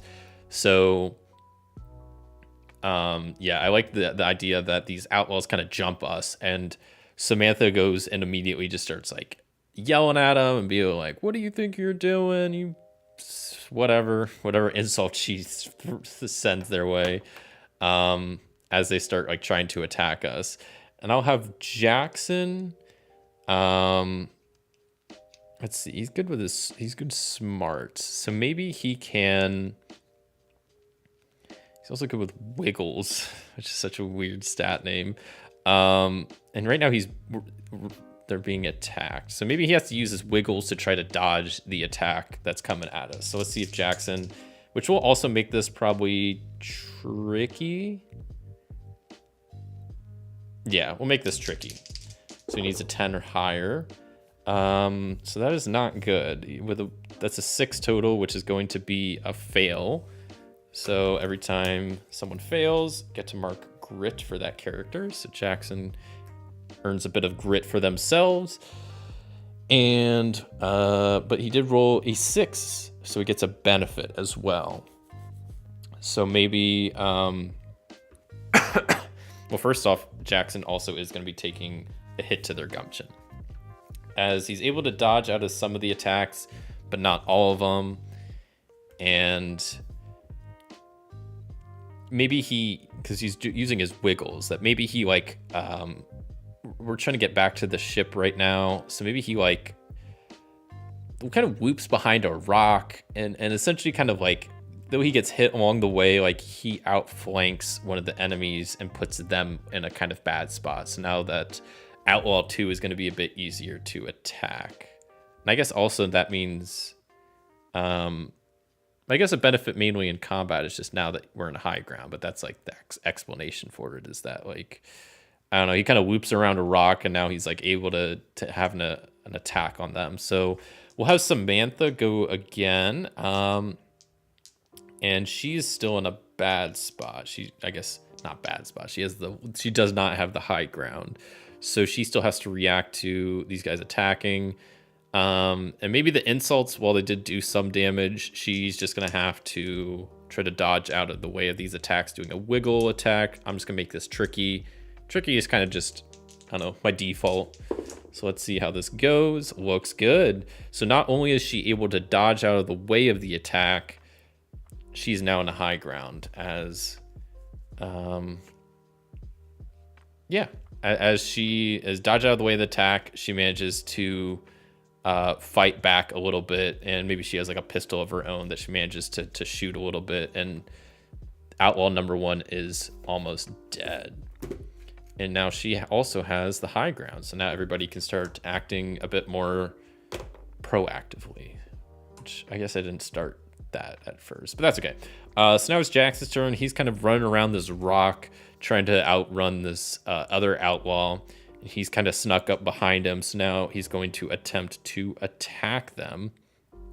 I guess probably using their moxie, or I guess maybe if he's using a gun as well, maybe that would be his wiggles, because that's like agility. That kind of fits maybe a little bit more. I don't know. So we'll do this as a tricky attack. Let's see if we can do it. Yikes. So +2, that's a 4 total. So he misses. He winds up a shot at this guy. He's running around this rock. He manages to outrun him, get a line on him, and he misses his shot. He stays in a good spot because he still has an angle on the guy, but he is not able to hit him. So, okay. So he still has the high ground. Everybody still has the high ground, which is good, which is real good. Okay, so now we need to have Samantha try to finish off this first outlaw. And maybe she'll just... She's got good pockets. See, maybe we'll have Samantha pull out some pocket sand from her pocket, throw it in the guy's eyes, try to blind him, and just get him out of the fight, essentially. So we'll say that's probably an easy roll. Just throwing sand in a guy's eyes. How hard can that be? And that's a 7 + 2 is 9. She only needed to beat a 5, so we're looking good. She rolled a benefit. She still has the high ground, and Outlaw 1 is out of the fight after getting insulted, shot at, and now had pocket sand thrown in his eyes. So now it's back to Jackson's turn. He flanked the other outlaw, shot at him, missed, but he still has the high ground. So I think he's just going to try to shoot again. I think this time it's going to be an easy shot since he has a clear shot. This guy's not, he's still kind of surprised. So let's see if he can do it. That is a 20. Holy cow. Okay, that is a critical success, but also rolled a cost. So first off, with the cost, that means the heat level is raised by 1. Not good. Then I roll a d6 again to see if the snag goes off. It does not. But that means he is still successful, so he was able to hit the other outlaw with his space pistol as he shoots at him, manages to get him, but also now he is in a bad spot as his pistol jams, which is not great, but it is what it is. So, okay. Back to Samantha, who just threw pocket sand on the one guy's face. So I'm going to have her maybe go over to where Jackson and the other outlaw is and try to, I wonder what else she has in her pockets that could help out. Maybe she has like a grenade. Yeah, sure. She probably has a grenade in her pocket that she's going to try to take out, toss, throw at the outlaw without hitting Jackson. So I think it's going to be a little tricky. So let's see if she's able to pull it off. And that's a 9 + 2 is 11. That passes, so she is successful. But there also is going to be a cost. That the other outlaw is almost dead, but heat goes up as the cost has The cost raises the heat level. Let's see if a snag goes off. We're looking good so far. And I think it's just that not only is Samantha in a bad... She doesn't have the high ground anymore. But also... yeah, no, maybe her aim wasn't too good with the grenade, and she also took a little bit of damage. Not a lot, just a little bit. So we'll say that, yeah, her gumption's down a little bit. So now we're back to Jackson, whose gun is jammed, and this outlaw has a grenade thrown at him, but he's still standing, so he's gonna keep on keeping on. What's gonna happen with Jackson? So what is this outlaw gonna do? He's probably gonna just shoot at Jackson, which Jackson just needs to try to evade. I imagine it's gonna be pretty easy. Maybe it's tricky. He's still trying to evade getting shots. That's not like the easiest thing in the world, even though this guy just got a grenade thrown at him. So we'll say this is tricky and roll for that. And with plus wiggles, that is an 11. So he avoids getting hit, but is still not in a good spot. So the heat level is now up to 3. Let's see if the snag goes off, which we're chilling so far. So yeah, Jackson avoids getting shot, but then he falls onto the ground. So now he's still not in a good position. And it's back to Samantha, who I think is also in a bad position after kind of getting hurt from the grenade. So she is going to... What is she going to do? She's in a bad spot. So she has the low ground. So she needs to kind of be reacting to the outlaw.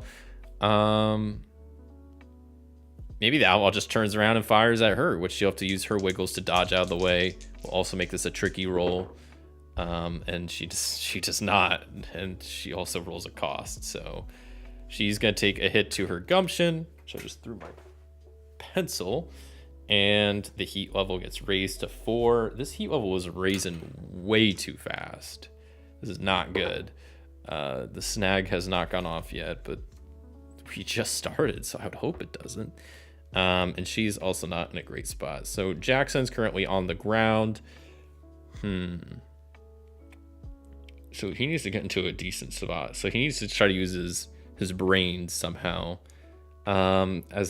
He's a space fari guide. So what can he do to use his space fari guide skills? I wonder if he could, like, I don't know, try to summon some nearby animal to attack this outlaw, something like that. That could be kind of interesting. Yeah, I don't know. Let's see, he's on the ground. The outlaw's currently distracted shooting at Samantha at the moment. So, yeah, I'm trying to think of how he could, like, but I guess he's still also in a bad spot, so he can't really do anything proactive. He has to react. So maybe he'll use his smarts to try to just get a better, first off, get up, and then, how can he use his smarts? Maybe he'll just use his wiggles to dodge out of the way of more gunfire. That's kind of what makes the most sense. We'll just keep it at a tricky roll. And that's looking really good. He is able to successfully dodge out of the way of the attack. He now has the high ground. As he gets up, maybe jumps on top of the rock, and now he has the high ground. Samantha, I think she still has, she does not have the high ground, right? Because she had to just dodge out of the way of the bullet.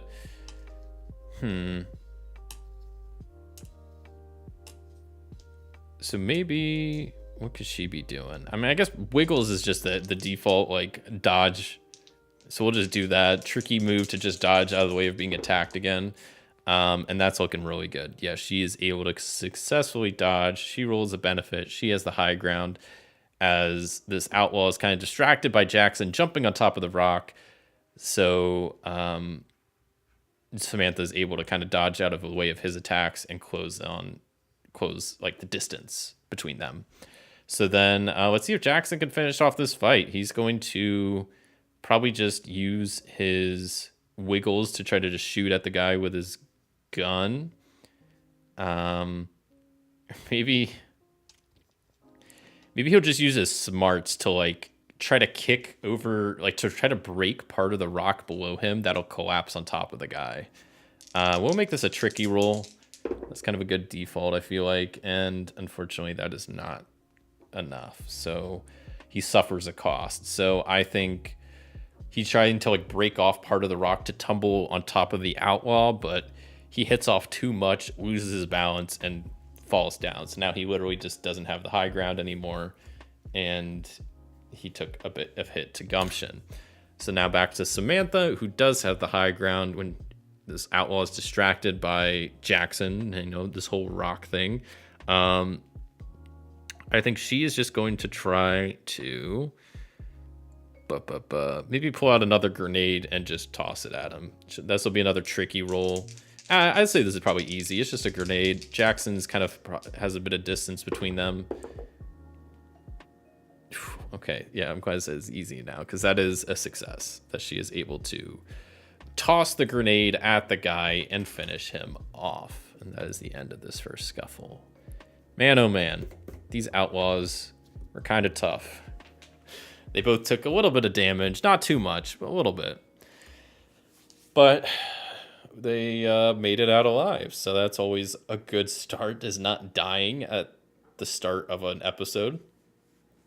So then they successfully take out the outlaws, and they head back to the ship and take off and head towards the shipyard. So the first step of this episode is to travel to the shipyard, which they were kind of doing. They were still on the planet that this one that they met species 4774 on, but now they need to head 1212. Okay, so yeah, they could do like you can travel as many squares as you want, but for interstellar travel, there's like the more squares you travel at once, the more danger there is. So yeah,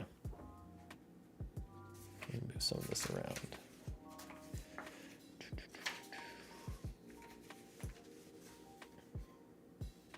Okay, there we go.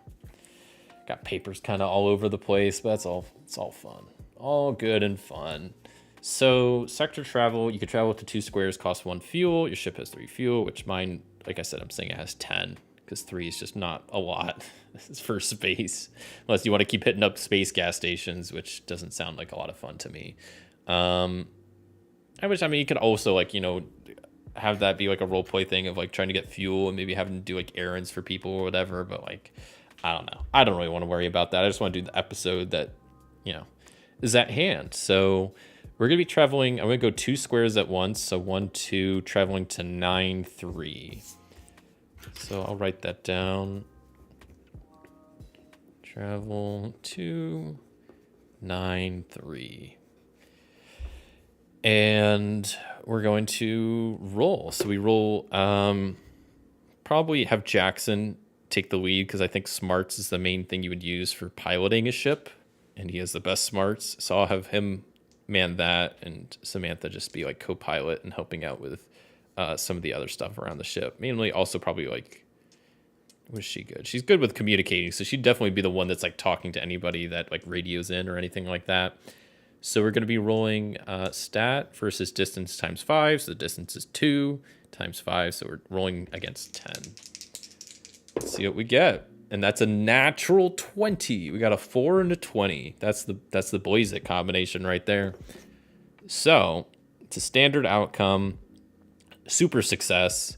So that means that there were no encounters along the way, which is awesome to hear, awesome to see. Our ship is now down to it's 1 fuel for every 2 squares, so we're down to 9 fuel. As we're kind of halfway to the shipyard. Nice. That's pretty simple, nice and easy. Love seeing that. Let's go ahead and go on with the next bit of the journey. Actually, I might take a second to pause and try to heal up some gumption. So there's a bunch of ways you can kind of heal gumption. Kind of just do like long rests essentially. So let's see, Samantha, I think she was just shot at. So I think she'll, which I don't think restoring gumption you really need to like roll anything for. Actually, yeah, we can still roll stuff. So we'll say we'll have Jackson do a roll first to heal up Samantha, and we'll just make it an easy roll. And that goes good. She is fully healed up, but there is a cost. And also the heat level goes up, and that could hit the snag. Let's see, hold on. Yep, the snag is happening. So I think of what a cost could be. I guess in my mind, I always try to make the costs mechanical, but they don't have to be mechanical. So maybe the cost is that they don't have a whole lot of medical supplies on board. So Samantha's able to get healed up, but now Jackson is not going to get his wounds patched. And he can still probably restore at least one gumption by doing other stuff, but he's still going to be a little injured, which I think will work. But we did roll below the heat level, so that means the snag is happening already. That first fight really didn't help that very much. So now we got to figure out what the snag is. So there's a little part for the mission generator to roll on what it is. We roll a d6, and it is a disaster or malfunction. Oh, boy. Okay. So we'll say, what could be obviously we're on our ship, so something on the ship is malfunctioning, or maybe there's some disaster that we encounter. I think it could be like the ship's malfunctioning somehow, but what way and what needs done?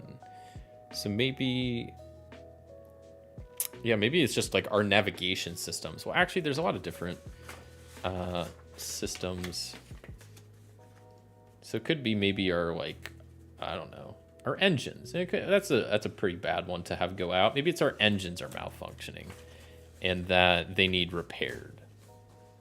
So I'll maybe have Samantha do a pockets roll first to try to, I'm gonna say this is like a complex task, so it needs like 2 successes to complete it.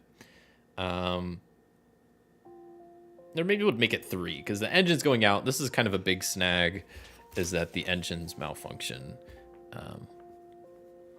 So we're kind of just sitting in space until we fix this.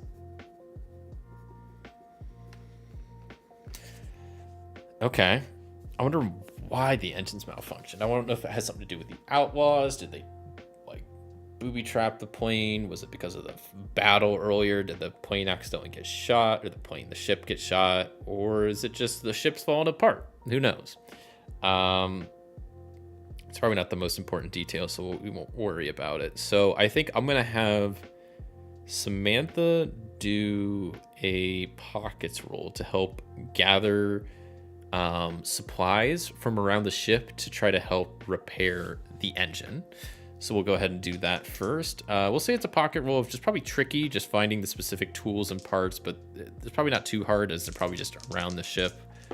And that is looking decent. So that is a success, but there is a cost. What could the cost be? What could the cost be? I don't know. What could the cost be of like trying to go around the ship and gather parts?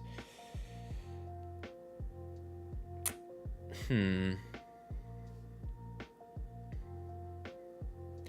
guess maybe that they just don't have as many parts on board, so if this happens again, they're not going to be in a good spot. That's kind of that maybe works, yeah. Okay. So yeah, we'll just say that she's able to find some like tools and spare parts to help try to repair the engine, but it's like the last that we have. So if these are used up, then that's kind of it. So okay, let's see now. That's one success. So what I say 3 to repair the engine. So then we're gonna have Jackson do 2 different repair rolls. using his smarts. These are probably going to be, they might be hard, but we'll say that Samantha's aiding him. And since he has the proper tools and equipment, we'll just keep it as a tricky roll. So let's see how this goes. First roll looks great. It's a standard outcome, almost a critical success. So Jackson is able to, if the engine's literally on fire, like he's able to put out the fire and kind of start working on it, repairing it a little bit, yada, yada, yada. And then let's see if he can finish up the repairing and get it working again. And yes, he is. And we get a benefit as well. So we'll say that, maybe there was some flaws with the engine before. So maybe it wasn't that it got shot, but it was just old. So now Jackson has patched it up in a way that this shouldn't happen again. That if, that the engine shouldn't just die. Like if we get shot at or something, that's a whole different story. But it should, should avoid this situation from happening again. So, okay. Snag has been dealt with, engines are back on the line, and we're halfway to the shipyard. So let's go ahead and get the other halfway to the shipyards. And once again, we're doing, the difficulty is 10 for this roll. We'll have Jackson pilot so that he gets a +3, and that's a 16 total. So we get there. We also do incur a cost, which maybe I'll just say we lose an extra bit of fuel. So normally it would be at 8. We'll say we're at 7 fuel now. I'm also going to draw a line to the shipyard. That this is now a traveled path because traveling on a known path takes half the fuel. So it's kind of nice. Okay, so we have arrived at the shipyard. We are 1/3 of the way done with this episode. So we've gotten to the shipyard, so now we need to find the specific ruins of the ship we're looking for, and then we need to go search into the ruins to find this gizmo, this what was it, the blink bazooka? The sentient blink bazooka that absorbs charm. That's a crazy sounding weapon, but okay. So let's see. I don't know. Could do like the galactic guidebook. I don't know if that's really what I want to do. I feel like this is just for like exploring a planet, not really looking for something like specific. So, trying to think of the best way about this. Could also be like another complex task, or maybe it's just like an epic level difficulty that just gets easier over time. I don't know the best way to handle finding this ship runes. Let me think about this for 1 second.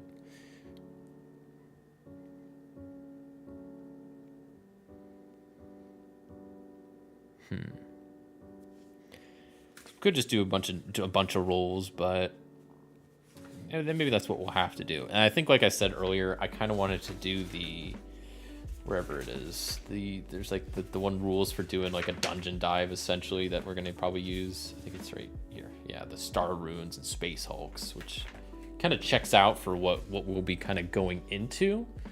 But trying to find this particular starship first is going to be maybe not the easiest. And then also there might be like bandits or creatures or other stuff we're gonna have to deal with. So that's gonna be a whole other thing.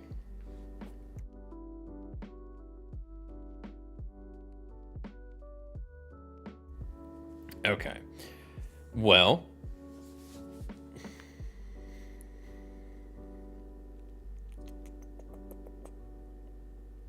maybe I'll just have Jackson fire up the sensors on the ship and seeing if we can find it from flying above. But I don't think that's gonna work. So maybe I'll first have Jackson do something.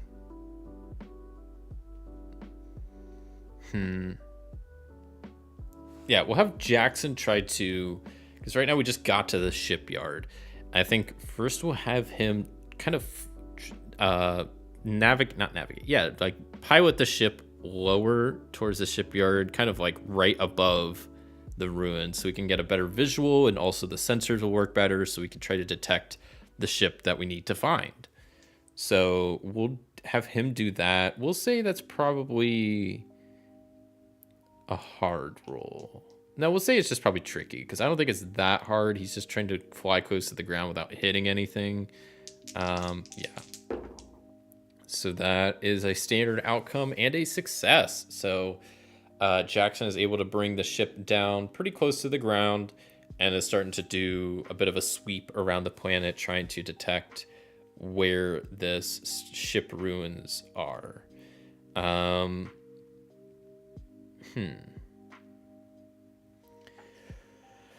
Okay. I'm trying to think of what Samantha could do. I feel bad because Jackson's really good at piloting, so I feel like he's been doing a lot of this stuff. I'm trying to think of what because she's good with charisma. There's not really much charisma stuff going on. Pockets. I don't know if she has something that could help us. Wiggles is more agility. I don't know. I guess I can maybe just have... Let me think about this.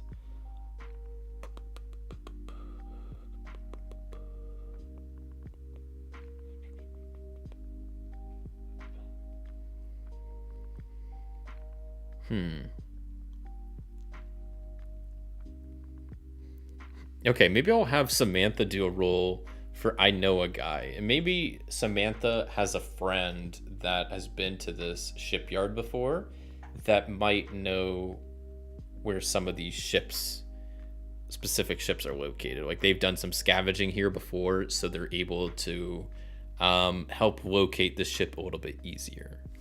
So I'm gonna have her do I have a friend, or I know a guy roll. We'll make this probably also tricky, because if they've been to the specific shipyard and possibly know where the ship is, it's kind of, I almost want to make it hard, because I don't know if that's I want to make it a hard roll, because I don't think that's a very easy thing to do.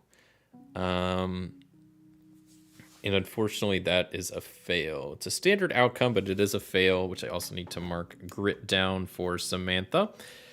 And so, okay. So she does not know anybody that has been to the shipyard. And maybe she knows someone that's been to the shipyard, but like they've never heard of this ship. So that's not going to really help too much. Dang. Okay. Well, I'm trying to think of what the best option going forward would be. I mean, I think it would just be Jackson using the ship's sensors and trying to scan some of the ships below and trying to detect the one that we're looking for. So let's see. I'm going to say that's probably a tricky roll. Let's see how it goes. And that is a fail with a cost. Okay. What I might do is there is a cost. So we'll maybe go with all of the sudden. So there's this table you can roll on called all of the sudden. So maybe we'll roll on that for like what the cost is. Which 4 says there is a problem. So difficulty plus flavor. Flavor isn't from this page. Okay. 6 and 6. So there's something that's moving.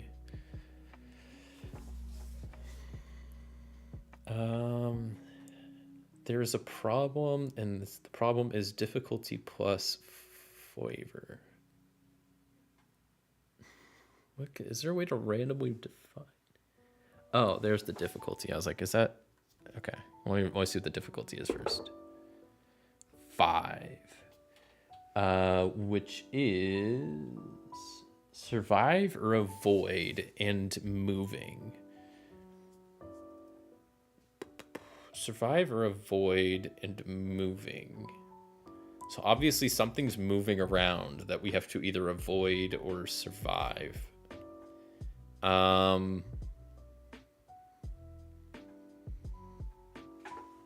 Ooh, okay. So what I think that means is, as we're flying around low to the ground looking for the ship, we see there is another ship that's kind of patrolling this shipyard, and it's kind of like a guard here at the shipyard that's keeping an eye out for scavengers and making sure their shipyard isn't being messed with. So they have, like, the ship has like a big spotlight that's like looking around the shipyard. So we have to try to avoid being spotted by that big old guard ship, essentially. So I don't think that's actually a scuffle. We'll just need to try to avoid them. So maybe I'll have Samantha try to... Ooh, they could... What was it? It was either avoid or survive. I wonder if... I mean, she's got good charisma, so she's good with friends. So maybe she could also just radio in to the guard and be like, hey... just try to like talk with them to not have them be mad that we're here, and maybe even point us in the direction of the ship. That could be kind of nice, but I don't know if that would be like a hard roll, probably. I think it's worth a shot. Let's see if she can do it. So, but also here's the thing: is if this roll fails, then we've given away our position. So if we want to try to hide, we could. But then we might have to deal with this guy later. Or we could try to talk to him now, but if it fails, then he'll know where we're at, and then we'll have to deal with him like in combat or something. Decisions.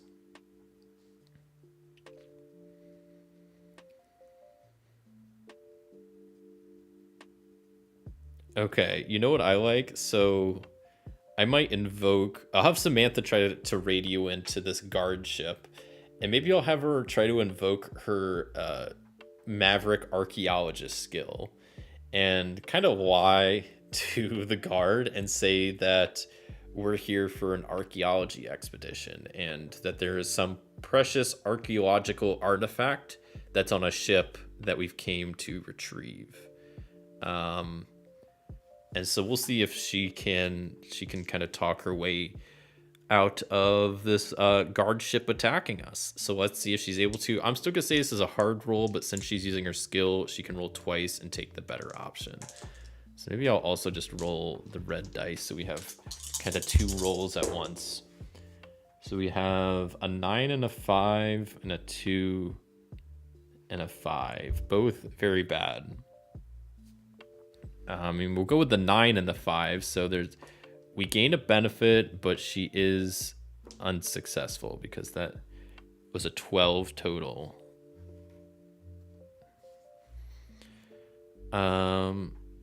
So she fails, so she's not able to convince the guard, but we do get a benefit. And also, since she failed, she gets grit. What could the benefit be? Because she's not able to convince the guard. I mean, maybe... I don't know. I'm trying to think. Like, maybe the benefit could be like she wasn't able to convince the guard to show us where the ship is, but maybe this still like will allow us to stay on the planet or something like that. I don't know. That might be too much. No, because I guess I was trying to convince them to let us stay here, and that was the part I failed. But there is some benefit. Maybe the benefit is as she's trying to talk to him, Jackson's little screen on the ship starts lighting up that they found the ship. So they've given away their position. This guy does not want us on the shipyard, but we have found the ship we're looking for. So now this is going to be awkward that either we have to like hide or like fly away and then come back secretly or fight this guy. Those are kind of the three main options. But we did find the ship.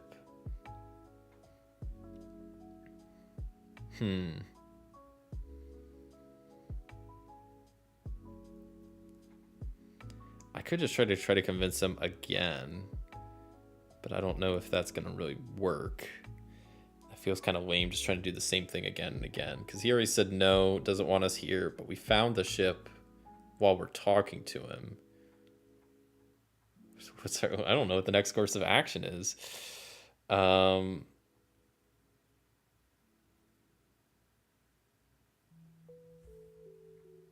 Hello, Ina. Maybe they say leave this place, but not pursue the PC ship to make sure that they leave. Interesting. Okay. Yeah, I kind of like that, because she's not able to convince him to let us stay here.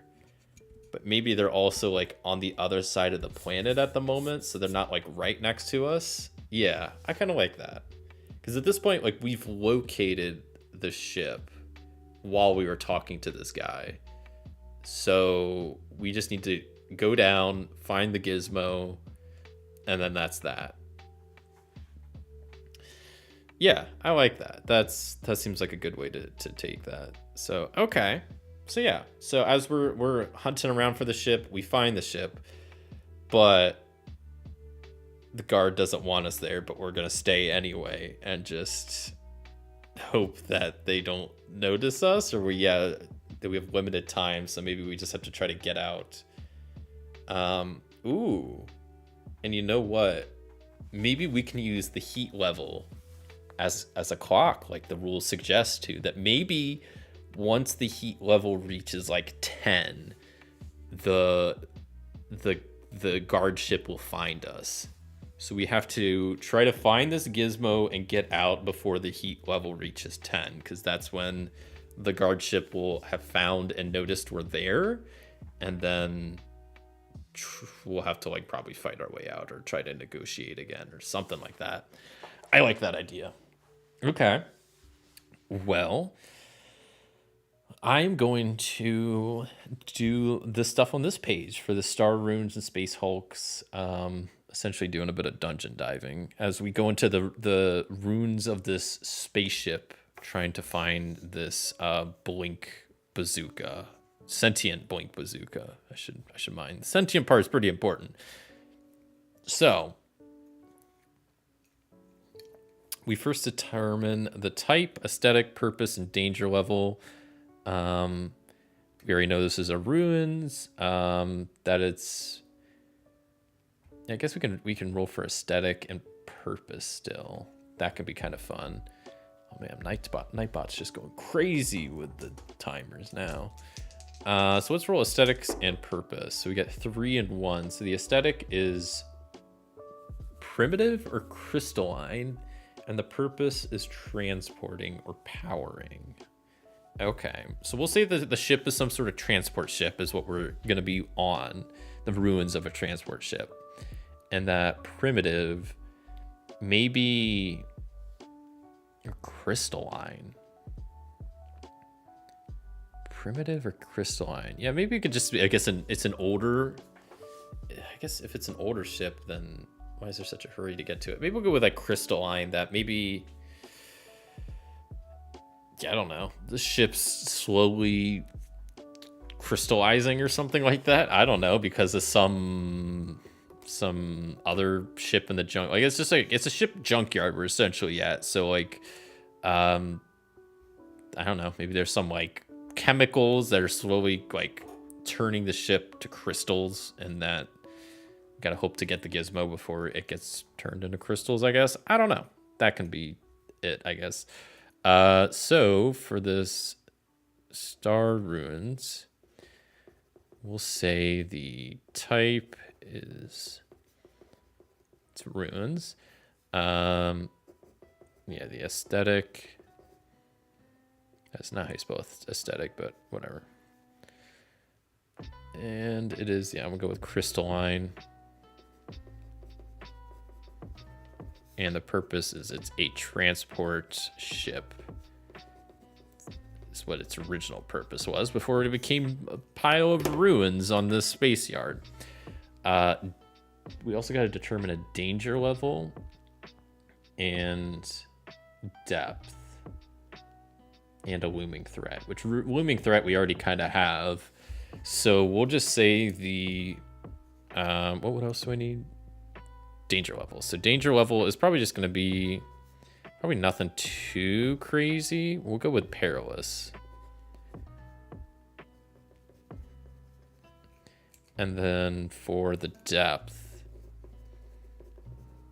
I guess we could roll to see how much progress we have to make before we find this gizmo. Jeez, that's 10 progress. This ship is huge, apparently. It's gargantuan.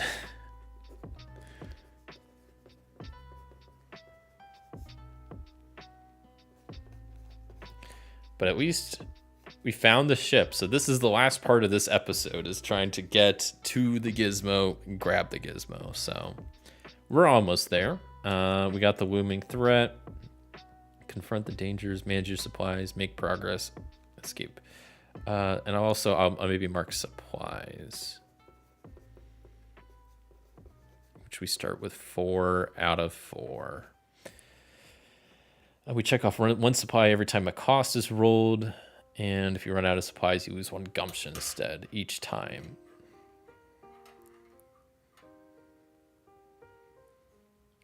So we're gonna need this is gonna take a while to explore this ship, but yeah, we'll go for it. So we've landed, we've spotted the ship, we've landed, we've kind of talked off the guard, even though they don't want us here. They don't really know we're scouting around. We just got to be quick.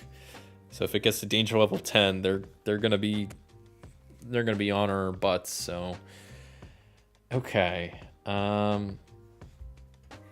Yeah, I guess I will just start. So we got to figure out who takes the lead and describe what they do. Roll against the danger level for trying to navigate, or we roll against heat level when escaping. So let's see. I might have Samantha take the lead, because maybe Samantha knows a guy that used to be on a similar type of ship, so she has an idea of where to go. Let's give it a go. See how she does. Yikes, not a good start. So that is a 6 against a 10, so that is a fail. And also she rolls a cost, so our supply is already going down by 1 on our very first roll. Not a great way to start this expedition. Okay.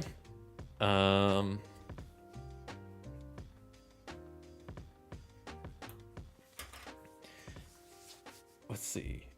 And that was a failure. So then I got to roll another d6 to see what happens. I also have to increase what danger by 1? What do you mean? Oh, like the danger level increases by 1? Wait, what? That's going to make this even tougher. Is there any way to decrease the danger level? Oh man. Okay, now danger level, I guess, is 11. I didn't know that danger levels could like adjust like that. That's kind of weird. Okay, so as we start making our way into this ship, we run into some monster. Great way to start this little expedition.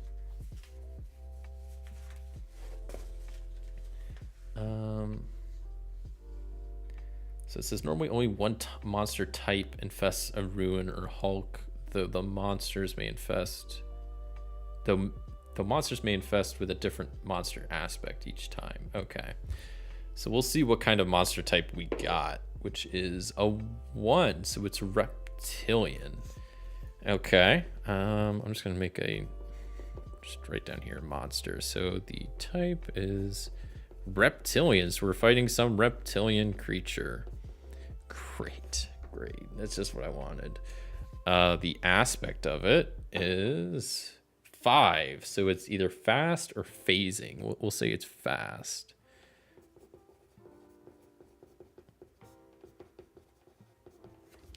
Then for its bearing, it's friendly. Oh. Nice. That was a very lucky roll. It's friendly. Guess we don't have to fight it. Monster size is it's small. So we roll.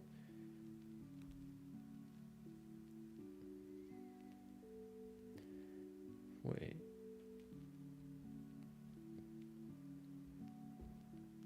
Oh, there's okay. I was like, why is I'm confused? So there's 2 of these creatures. That's why. Okay. I was like, why is there a D6?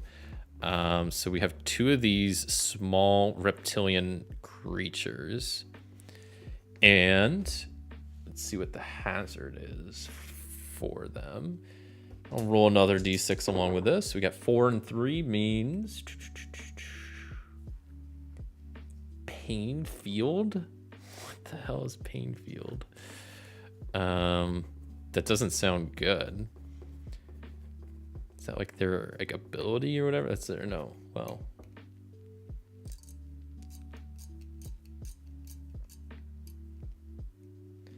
Let's see what kind of treasure they got too, I guess. Well, maybe we can wait on the treasure because I don't think I'm gonna actually go after them. No, okay. Jonesy just walked by, but apparently she doesn't want to come by and say hi. Come here, kitty.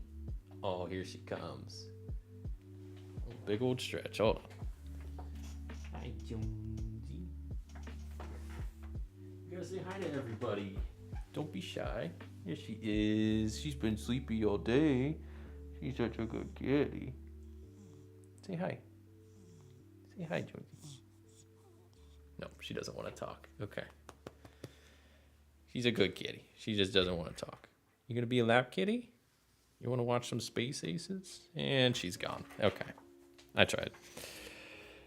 So we're going through this ruins and we encounter 2 small, fast reptilian creatures that are friendly, that have some pain field ability or whatever. The hazard is a pain field. Okay. Or maybe that's just a general hazard that is around that we also have to deal with. I think that makes more sense. Though I don't really know what a pain field is. I don't know if I want to figure out. Yeah, she already left. Jonesy's gone. She doesn't want to play Space Aces, apparently. She's too good for it. She's probably just gonna go back to sleep. Okay, I guess I don't need my map really right now at the moment. I'll get this out of here. Put that up there. Yeah, I guess if these guys are friendly, I don't need to fight them. I'm just gonna keep on keeping on going through this thing. So okay, I'm gonna have Jackson take the lead using his smarts, trying to just navigate a path, looking at his little data pad, trying to look at a route, like maybe an outdated map of this place, trying to figure out where this gizmo might be. Thank goodness that's a success. So, and where do I mark this? I've lost all the pages I need. Here we go. Okay. So a success and a standard outcome. So a success is mark 1 progress.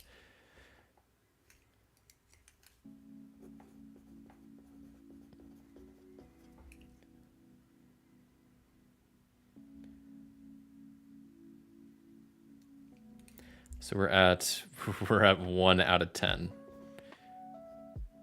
So we've essentially searched some of the rooms, haven't encountered any more monsters, but have not found this gizmo yet. I'll have Jackson take the lead again since he did pretty good the first time, and let's see if he can just keep on keeping on. And that looks good to me. That's a 14 total. We only needed 11. So he's able to kind of look at this old map and start, kind of figuring out the layout, and it's looking not too bad. Okay, I'll have Samantha try to take the lead this time. Maybe she can use her pockets. What does she have that could help out? Maybe she has a little, she has like a small little computer drone that she can like an RC drone that she can fly around to like look around corners and help scan rooms a little bit quicker. So we'll have her use that. And that's good. That is a success, but there's also a cost. So we're at 3 out of 10, but then we're down to 2 supplies. And danger is increased by 1.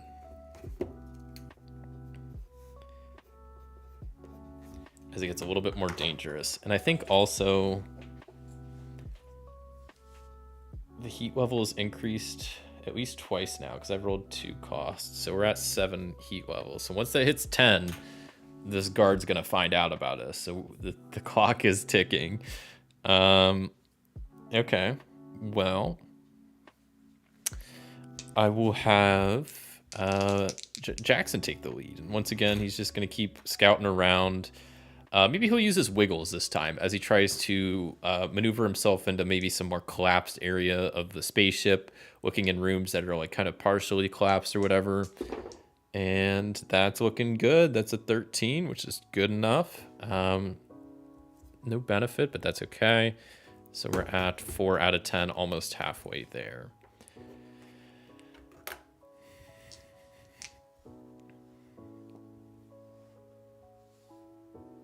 So what else? So we'll maybe go back to Samantha, and I might just have her use her pocket drone again. That seemed to work pretty good the last time.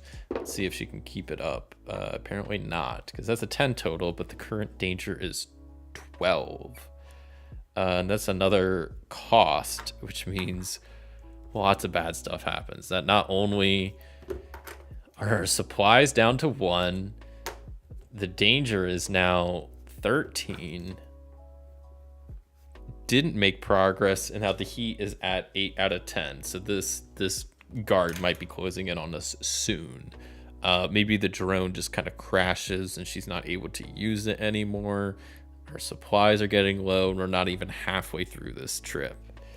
Let's continue on, though. Let's have Jackson take the lead using his little map, and that looks good. He is able to mark more progress. We're at 5 out of 10.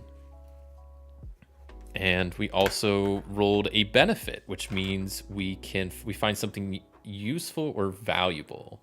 And I think one thing that could be useful is just a more updated map of this place. That maybe one of the rooms that they go into is like the control room that has on the wall, maybe like a map for like fire, like exits and whatnot. So it's like just a printed map of the place. So we have a better idea of where to look and where to go. So that'll make searching a little bit easier. Okay, so we'll keep on keeping on. Have Samantha go again, probably rolling plus pockets. I guess it doesn't matter because it looks like this is a miss. This is not good. This is not going good. Because every time we roll a cost, it increases the danger by 1. So we're up to 14 now. We're down to no supplies, and the guard's almost here. We're at 9 out of 10 heat. I didn't think this was gonna happen this fast. Maybe I should have made it like 15. I didn't think this was gonna be that bad, but I didn't know what to set it at. Okay, but we do get a benefit. Maybe it's that or something valuable. Find something useful or valuable. Maybe we find what looks to be like a weapons room, but the main exit is blocked. So we have to find a way around. So we find a room that looks like it could have a sentient blink bazooka, but we just have to find another way in. So let's have Jackson use his smarts and try to just find a way in with the map. That's not going to happen. That's an 8 total. It's another cost. Yikes. So at this point, this is bad. So Jackson's going to lose some gumption as we're out of supplies. He's down to 3 out of 6 gumption. The danger level is going to go up as this ruins is kind of collapsing more as we're walking around. It's a not very stable place. And we've reached 10 heat level, which means the guard ship is now aware of us. I I don't know if that means they're going to actually like come into where we are. They might be just waiting for us when we leave. They could just start blasting. They might still have to travel here. Yeah, I like that idea too, Ina. Yeah, that maybe the guard is alerted at level 10 and then takes them 5 more heat to reach. I was kind of thinking the same thing, that yeah, maybe they're not like here yet, but now they know we're here. Yeah, I like that too. So we'll make another mark at 15. That is when they'll actually reach us. Okay. I'm going to send it back to Samantha. I'll see if she knows a guy that worked on ship ventilation that would maybe have another idea of how we could get into this armor room that she could call up. Or that she like remembers talking to or something. I don't know. These rolls are so bad.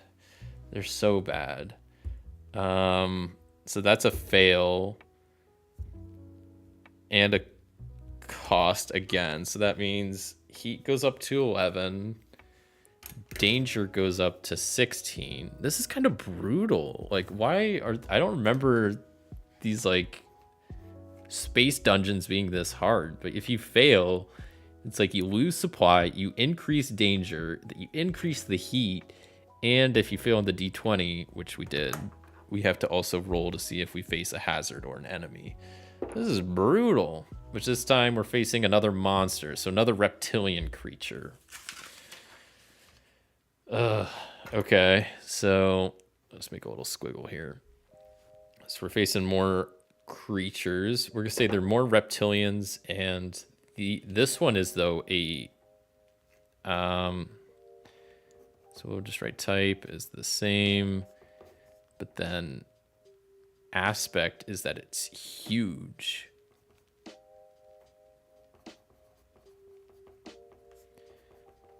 The last ones were fast. These are apparently huge. The bearing is, they're also friendly. This is very lucky. Bearing is friendly. Man, these reptilian creatures, maybe it's Jackson. He was a space fari guide, so maybe he knew how to tame monsters and creatures. And the size is... Okay, well, how does that work? Because the thing I rolled up here says it's huge, but then I rolled up the size and it says it's small. How does that work? That doesn't really make sense.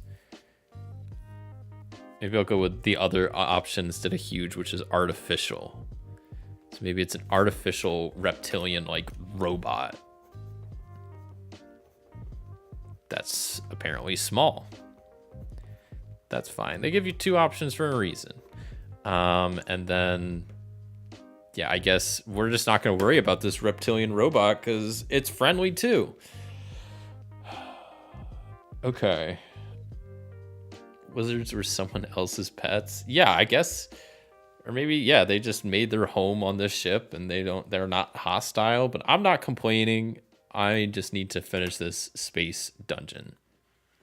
So, okay. We're not in a great spot right now. We're going to have Jackson go and try to...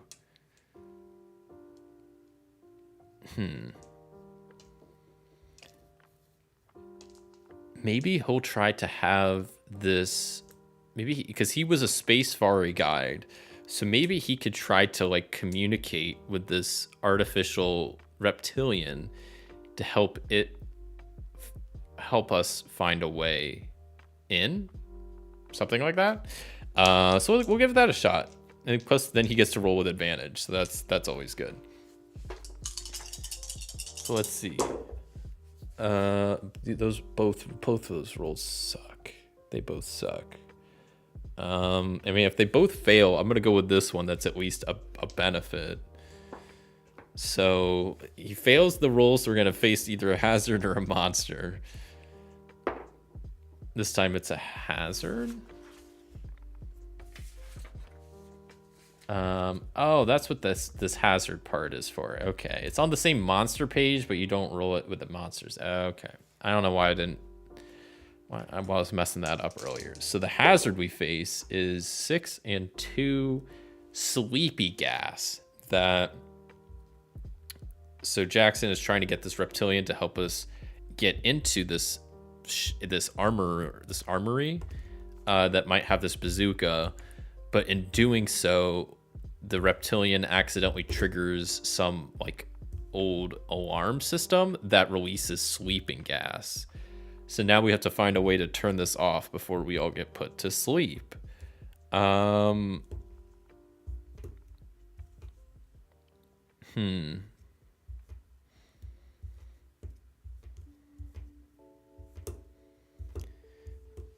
Maybe I'll have Samantha go, and maybe Samantha knows a guy that used to work on trap systems for ships, and she might know a way to disable them. It's a shot in the dark, but we'll take it. I'm gonna go. That's probably at least tricky. Yeah, no, we're good though. That's a benefit and a success. So the sleeping gas is disabled. She finds the emergency shutoff lever because she's seen similar systems set up before. So she shuts off the gas and before it like starts affecting everybody too much. Okay. Well, now we're still like only halfway through this dungeon. This is not going good. I guess we'll go back to Samantha and seeing if seeing if maybe she could pull out a grenade from her pocket to toss at some of the debris to clear it away and make a bit of an easier path inside. That's a 19, so that is looking good. We make progress, but bad stuff's still happening because we rolled a cost. So we're at what, 6 out of 10, but then the cost is we lose supply and increase danger and increase heat. So we're out of supplies, so Samantha loses gumption. Maybe she gets hit a little bit with the grenade she throws. Heat is up to 12. Is my pencil out of lead? What is going on? Heat is at 12. And the danger is at... This is getting ridiculous. We might have to just leave. Like, I think it's just very unfortunate that we rolled up a gargantuan dungeon because I don't know how we're supposed to get out. Because every time you roll a cost, the danger goes up more and it makes it more difficult to navigate. So we have to roll above a 17, which is, we're above the death trap level at this point of like danger levels. So this ruins that started out being pretty perilous has now more or less turned into a death trap. And we're only kind of a little over halfway through it. I'm gonna have Jackson take the lead again, trying to use his smarts to just navigate around the explosion that Samantha created, seeing if that leads into the armory at all. That's so bad. Okay, so he fails his main roll, but at least doesn't roll a cost. So we have to either encounter a hazard or a monster. And it's another hazard. So let's see what the hazard is. It is a 2 and a 5. So we get darkness that apparently, I don't know, the grenade she threw knocked out some of the emergency lights in the room. So now we don't have any lights. But I think Samantha might have something in her pocket to help out. Maybe some spare torches, some like a lantern or a flashlight or something. We'll do a pockets check of probably easy. She probably has that, right? Yeah, she does. So she has some extra light. So darkness isn't too bad. And we'll have her take the lead again. Maybe using her flashlight to look around and try to find a way in now.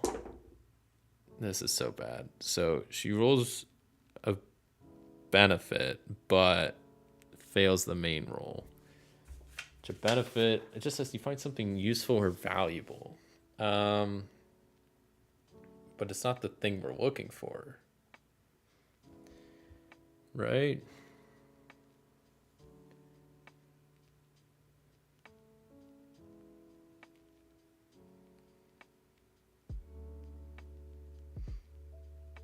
I mean, I think I'm kind of assuming that's how it works, is that we don't get the thing until we reach progress 10. So what is it that we find? Man, this dungeon's taking a while. I thought I'd be done with this pretty quickly, and maybe I'm dilly-dallying a little bit, but I'm trying to think of like what's even going on here. Like what? So she was trying to look at stuff with her flashlight. She's not able to see past the debris like of a way into this armory, so we might have to just go around and find another path. We find something beneficial, maybe just another we find like a switch to turn on like the emergency lights back on or something.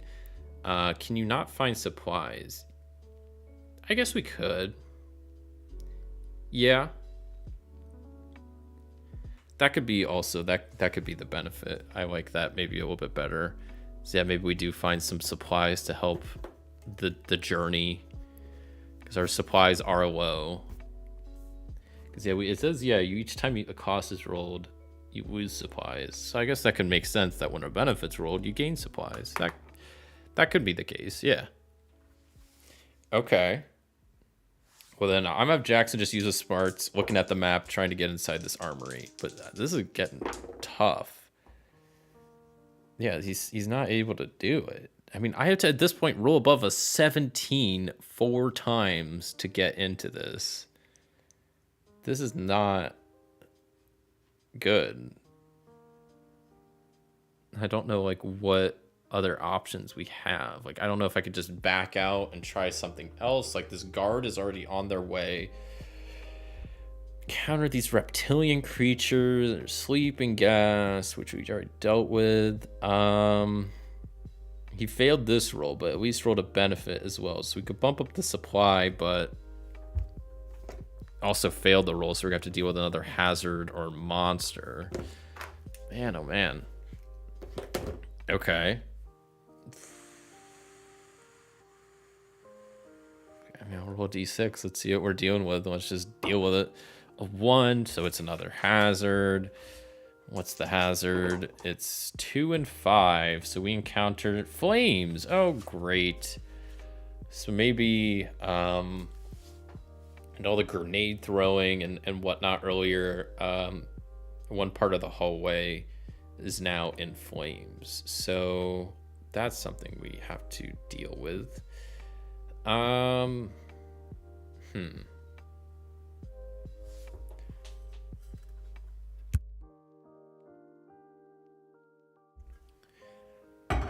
Well,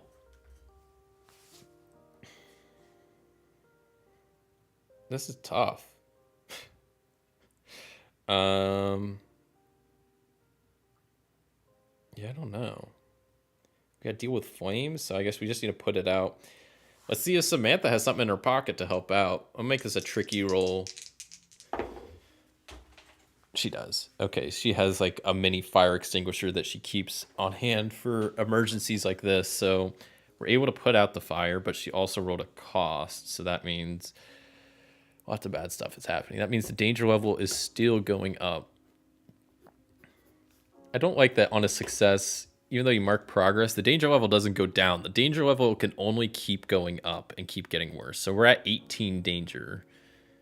We're at 1 supply because of that cost. Well,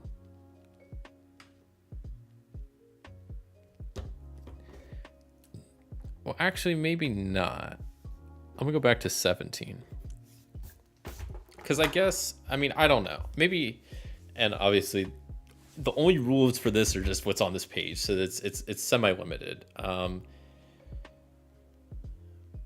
think you would only like do this stuff for navigating. Like that was more just dealing with the flames, so I don't think the cost on that necessarily has to be the lose supply, increased danger, because I think that only applies for navigating. Which means I could probably bump this down a little bit, but I'll just kind of keep it as is. But we'll just say that maybe Samantha takes some damage putting out the flames, so her gumption goes down to 4. I don't know. Something like that. Okay. I mean, I wanted to finish this episode. I wanted to do at least like 2 episodes, but at this rate, there's no way that's happening because I'm already at what, 2.5 hours? Jeez. I mean, we're on the last part of this episode. We're in the space ship. We just gotta find this gizmo. Man, oh man, oh man. Okay. I guess we need to just keep navigating, keep pushing on.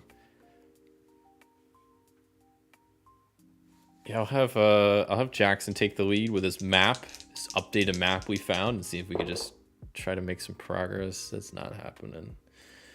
Oh my god. I mean, at least it's a standard outcome, so it doesn't make stuff worse, but now we gotta deal with another hazard or a monster. This just kind of sucks. This is not good. I'm dealing with another monster, so another reptilian creature. Just mark that down. His type, aspect is going to be 6. So it is ferocious.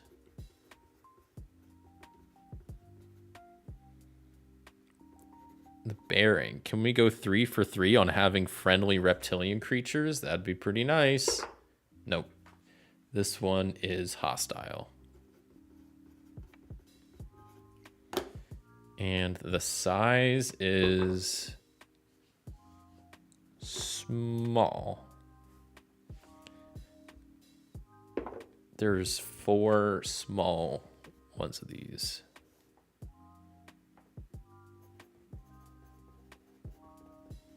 Four and small, yeah. That means they each have 1 gumption and they do 1 harm. Ugh. Okay, we're entering combat. These things are ferocious, they're hostile. But I think if we're the ones exploring the ruins, we probably have the high ground, at least to start.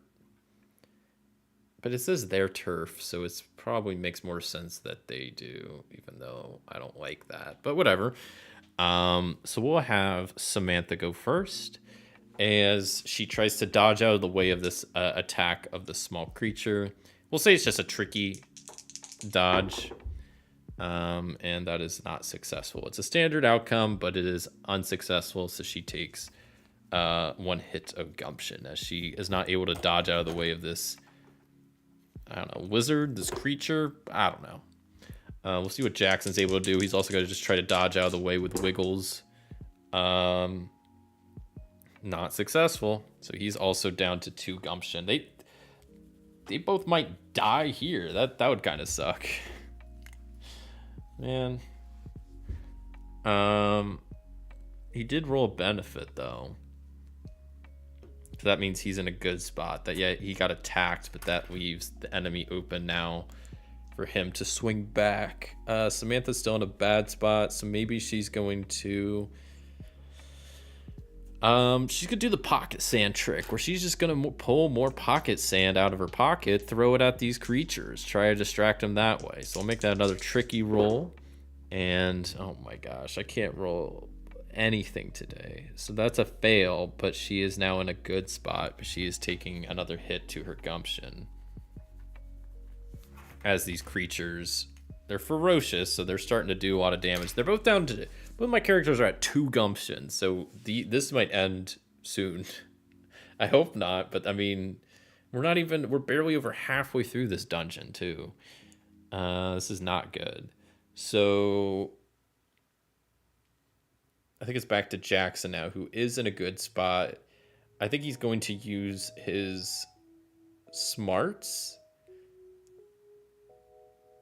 And since this is a creature and he's a space-faring guide, maybe he'll use his knowledge of like creatures and whatnot to find a weak spot on these and hit them there. So we'll say it's going to be another tricky roll, but he's able to do it and gains a benefit. So he keeps the high ground and is able to knock out 1 of the 4 creatures. So we'll bump them down to 3 now. Back to Samantha. I think she's in a she still has the low ground. I think she just has to dodge out of the way of these guys. It's gonna be tricky, but she's able to do so, and now she has the high ground. Back to Jackson. Jackson's gonna do the same thing, trying to just hit him in the weak spots. And that is successful, so we're down to 2 of these creatures now as Jackson manages to take out another one. Back to Samantha. She's gonna pull out a trusty grenade out of her pocket. She doesn't have a whole lot more of these. Let's see how many. Ooh. That is good, because I didn't say, but that's a grenade is gonna be easy. So she's able to land the hit, stays with the high ground. Back to Jackson. Can he finish off the last one? It's gonna probably be tricky, but he's able to do so. Rolls a cost. Yeah, I don't know what the cost could be. I guess the heat level is still raised regardless. Oh boy, we're at 13 heat. Not good, not good. I'm just stuck in this dungeon. That was the last one, so we're out of combat, out of the scuffle, which is good. But now we're back to trying to find the entrance to this armory, which may or may not even have the sentient blink bazooka that we need to find. As this like space ruins are crashing around us. This guard is on their way here. There's all these reptilian creatures inside. This place is on fire. Lights are going out. This is not a good time these two are having today. I don't think I've ever had this much bad luck doing one of these like dungeon crawls before. I'm just rolling terribly. And it's just the one thing that I think is really screwing me is the danger level. It's like every time you roll a cost, the danger level increases. That just makes it more and more tricky to do like anything. Is there a way to abort mission? Not really. Like there's rules for like leaving, like escaping the dungeon once you're kind of done with it, but I would still need to get this gizmo, and I mean I could, yeah, I don't know. These characters are in debt, so they really need to like complete this job. So I think it's the overall mission. There's not really a way we can like back out of the star ruins and maybe try something else, but like I don't know what else we could try. Maybe try and find like a different entrance that's maybe closer to the armory, maybe that has like a more direct path. I don't know. I mean, even if we, I don't even know how escaping. I think I'm double checking real fast. I don't know. I think escaping, you just make one roll. Yeah, you just make one roll to escape. So I could just try to escape now. I'd probably make it out fine. But we're already like 60% of the way there, so I might just try to see how far we could go. And if it gets like, if they're both down to like 1 gumption, which they're at 2 right now, then yeah, I don't know. Then we'll maybe try to just escape and try to find another way in or something. Go back to the ship, heal up, maybe get off this planet for a bit, or the shipyard, so the guard doesn't come after us, and then come back, try it again, try it from like a different like part of the ruins. I don't know, because this is not looking good. I'm not feeling too confident about what's about to go down. Well, yeah, let's just try to keep on pushing through this thing. I'll have Samantha take the lead, and she's an archaeologist, so maybe I'll try to tie that in somehow, that she can use her archaeology skills to, she's probably looked at like a lot of different like I don't know, she's good at detecting stuff like in the not detecting stuff in the ground, but able to like get a read on like the different like ground levels and see like where there's like weak spots maybe, and like where there's weak spots in the wall, and just have an idea of like structure overall. So maybe she'll use her smarts, but her archaeology smarts, to try to like find a weak point in the armory wall that we can maybe try to go through.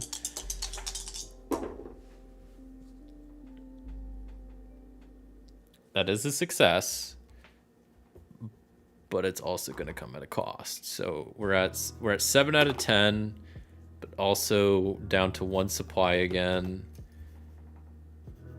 and up to 18 danger and 14 heat. So everything is just getting worse by the second. This guard is closing in with their ship. The place is crumbling around us. It's on fire. There's reptilians everywhere. Sleeping gas. We're running out of supplies, but we're almost there. Like, we find a crack in the wall. It seems like we're able to get in, possibly into the armory this way. I'm gonna have Jackson go find that large reptilian creature from earlier and try to get their help to try to navigate a way into this armory again, using his smarts and his Spacefarer guide. And that's also a success with a cost. That's a success with a cost. So we're at 8 out of 10. Oh god. 8 out of 10, but we're out of supplies. The danger level is now at 19. And the guard has essentially, they've arrived. Now we're deep in these ruins. So we probably tried to hide the ship when we parked it. So I think it just means that whenever we leave, this guard is going to be like waiting outside. Just not good.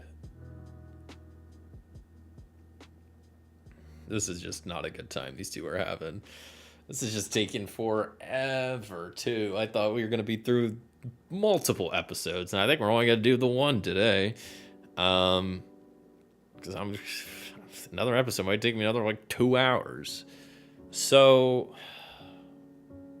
yeah, and this little dungeon crawl is not going too hot. Well, I think it also sucks that just like I rolled that it's a gargantuan, because yeah, there's like a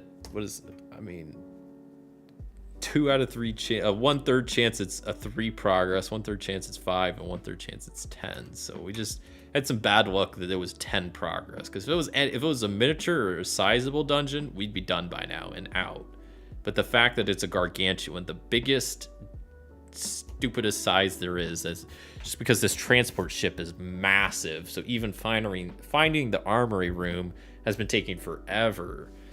There's all these reptilian creatures, and the place is falling apart right around us. So I'm gonna go back to Samantha and have her use her archaeology skills again now that we found a weak spot. He used the reptilian creature to break down the weak spot, so she is going to do a pockets check for a shovel, a tool that she knows is good at breaking down the ground, like a pickaxe type tool, an archaeologist tool, and trying to break through this wall of this armory. No, not successful. But we did roll a benefit that maybe though she wasn't successful, she was able to like crack away a bit at the wall. But now we need to roll to see what we encounter as she's cracking away at this wall, and it's some hazard. And specifically, the hazard is an alarm starts going off. Jeez. Okay. Well, that's not good. Yeah, alarm starts going off, so this guard definitely knows we're in here. But I don't think they're going to probably make their way in here. So I think we're fine for now. I'm just going to have Jackson go again and try commanding some of these creatures again, the friendly creatures, to see if they can help us out. Maybe some of the smaller ones, trying to see if they can find a way in besides this like wall that we're trying to break down. No. Oh, I guess I can roll advantage if I'm commanding these creatures. Stop rolling outside the dice tray, you stupid dice. Okay, they were all negative outcomes, but luckily we're not rolling more costs at the moment, which is good. But that's another fail. So that's gonna be a monster appearing. This kind of sucks. These guys might not make it out of this alive. Let's see what the monster aspect is. That's a 4, so it's another artificial reptilian creature. Then we will go with its bearing, which it is hostile. Great. Then we'll see what its size is. It's a medium creature.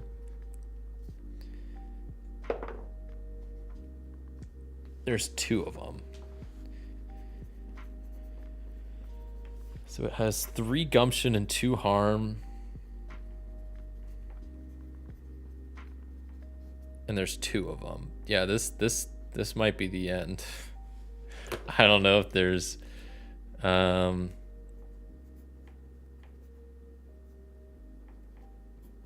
just marking down like number 1 and number 2 both have 3 out of 3 gumption. Okay.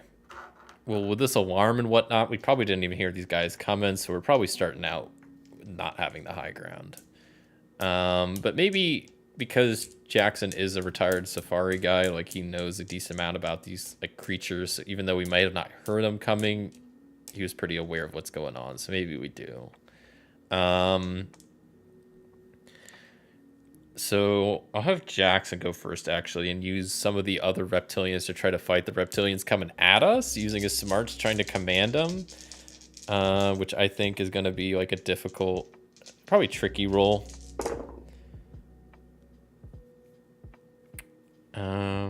Okay, so we're good. Yeah, we're good. He's able to successfully command these creatures to attack. We'll say one of them takes 1 point of damage. Okay. We'll see what Samantha can do. Samantha, I'll have her just try to throw one of her trusty grenades at these guys. We'll say that's an easy thing to do, and she's able to do that. So that hits one of them. You know what? We'll say the benefits that we roll is that the other one also gets his. So now we're down to one has 1 health or 1 gumption. The other one still has 2. We'll go back to Jackson commanding these creatures. Let's see if he can do it again. Make it a difficult roll. He is able to do it easily, so he's able to take out one of them. And we'll go back to Samantha, who will yeah, I don't know. Maybe just use her pistol and try to shoot at it, which is going to be a tricky roll. And she's able to do that. So then, and that's a benefit. So we'll maybe say it just does extra damage, and this one's dead. Okay, the monsters that were brought here by the alarms are dealt with. Let's keep on keeping on. Let's go back to Jackson, have him try to use his smarts to get into this armory. Not able to do so, but at least he's able to, what's it called? He doesn't roll a cost, which is good. Man, oh man, this is not good, because we still have to go. We're so close though. We're 80% of the way there. We found the armory. We're breaking down the wall. We probably searched a lot of other rooms, so we know this bazooka's not in any of the other rooms, so we know it's probably in here. We don't know for sure, but this is just going bad. I don't know if we're gonna make it out alive. It's a 1, so we're facing another hazard as he's trying to just find his way into the room using the map. I don't know why I rolled both of those. Hazard is 5 and 2, so we get more sleepy gas has been activated. I'm gonna have Samantha go and try to hit the lever off. This should be an easy because she knows what it looks like from before, but she still manages to mess it up, though she gets a benefit. Well, she failed this roll, so she should be able to grit her teeth. I guess I haven't been marking grit. Now, you know what? That's probably something that could have been helping me this whole time, because you can turn a failed roll into a success, and I probably could have done that twice to get where we need to go. That's on me. I've kind of been forgetting about grit, and that would have been helping me a whole heck of a lot. Whoops. That's right on my character sheet. I've just been forgetting about it. Okay. Shit. Damn. I wish I would have remembered that. We probably could have been out of here by now if I would have remembered grit exists. Because we've been failing a lot of rolls. I think they each would have failed enough to, like, do a navigation roll successfully and get us out of here. Gosh dang it. Okay, well... So she failed doing what? Turning off the sleepy gas. But she rolls a benefit. What could the benefit be? Because she's not able to do it. So I think she's starting to get put to sleep, but also, what could the benefit be? Maybe she's at least located the lever, but she wasn't able to pull it before she got taken out. So we'll have Jackson go try to turn it off. If he fails this roll, it's over. Okay, good. Good. He's able to turn off the lever. He has to suffer a cost, though, as the heat also gets turned up more.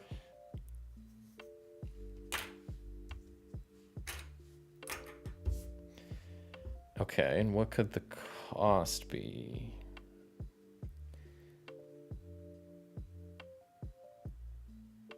Maybe it's just that... Oh, gas mask. Yeah. Well, she wasn't quick enough to put on a gas mask. But Jackson was able to turn it off, so that's good. But now we have the issue. Maybe we'll just say the cost is that Samantha's going to be asleep for another turn.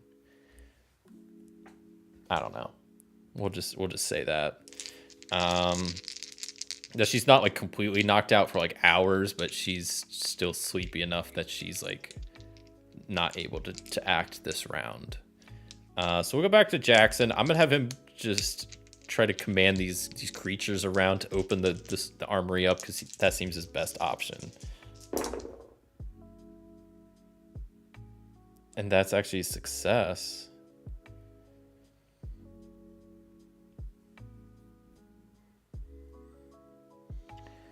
Now here's one thing. Once again, the rules don't state this. You could probably play however you want. When you roll twice like this, and it says you when invoked, you roll twice, you take the best. Do you take the best pair, or do you take the best one of each? Because I don't know. I've been playing it like, that's why I gave him color-coded dice. So it's like, this is one roll, that's another. But could I take the 19 and the 6? Like, do I take the best of each? Because it says take the best. I don't know. I kind of assume, I don't know. I'm gonna play it that way, because right now we're down bad. So you know what? I'm gonna say that's how it works, and that we are able to mark more progress. The armory has been open, and we are in it. We just need to find the gas mask at this point. Samantha is able to get up, and maybe she'll pull out her trusty archaeologist's magnifying glass to help look for clues around the armory of where this bazooka might be. And that is a fail. She does gain a benefit, though. And she does gain grit, which I might burn. So here's what I might say. She's used the magnifying glass. She found that this is stored in a locked cabinet. Like, she sees it like behind a locked cabinet. So she's able to find it, but not able to access it. But then we'll say she burns her grit punching the cabinet to open it and essentially get the gizmo. Get the sentient blink bazooka. So we're at 10 out of 10 progress. Jeez Louise. So now all we have to do is escape the ruins, avoid the guard, and and also travel back. Maybe we won't say the travel back is necessary. We'll just, because all it was finding the gizmo. Once we get off the shipyard, I think I'll count that as a win, as a W. Hold on.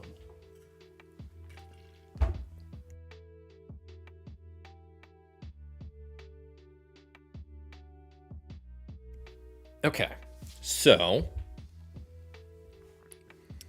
what am I gonna do here? So I guess we just need to roll to escape at this point.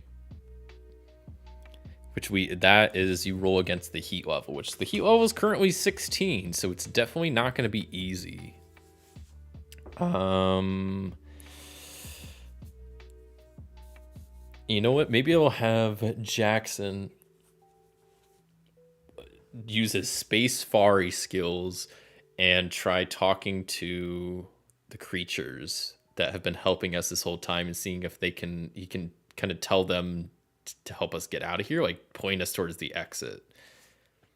Or maybe we can like ride on them to get back quicker because some of them are large. Something like that. Let's see if this works out. Oh, that is a natural 20. That's a natural 20. That's good enough for me. We are able to escape this hell spaceship ruins. That's just, this thing was gargantuan. It had reptilian creatures and collapse. It was collapsing left and right. It was on fire. There's sleeping gas and alarms, but we made it out. But now we have this guard ship that's just sitting there waiting at the exit for us to step out, guns pointed, and they come over the megaphone and they're like, they're just like, they just like say to us to like put their hands up. We told you to get off this shipyard and you didn't. And maybe I'll have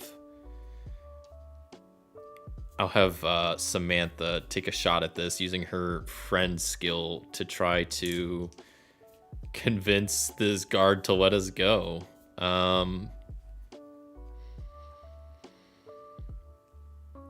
And maybe I'll have her invoke her archaeology skill and say like, well, we're just here to just recover this artifact. We'll leave right now, but this artifact belongs to someone important and we need to recover it. Let's see how this ends up. This is gonna be a hard roll, but it looks good. I don't know. That's an 18 and a 5, so we're able to pull it off somehow. Up next to Lizard Army. Yeah, we need to bring all the lizards with us and just have a ship full of lizards. But yeah, she is able to convince this guard that like we're leaving.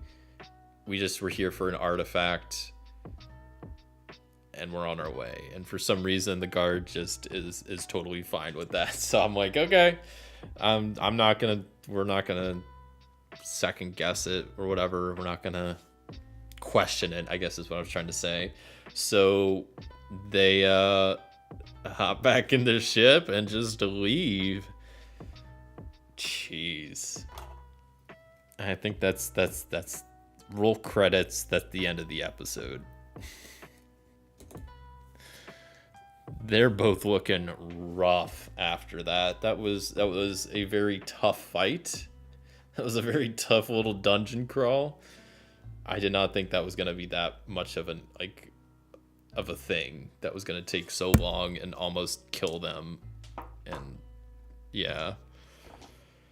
Jeez.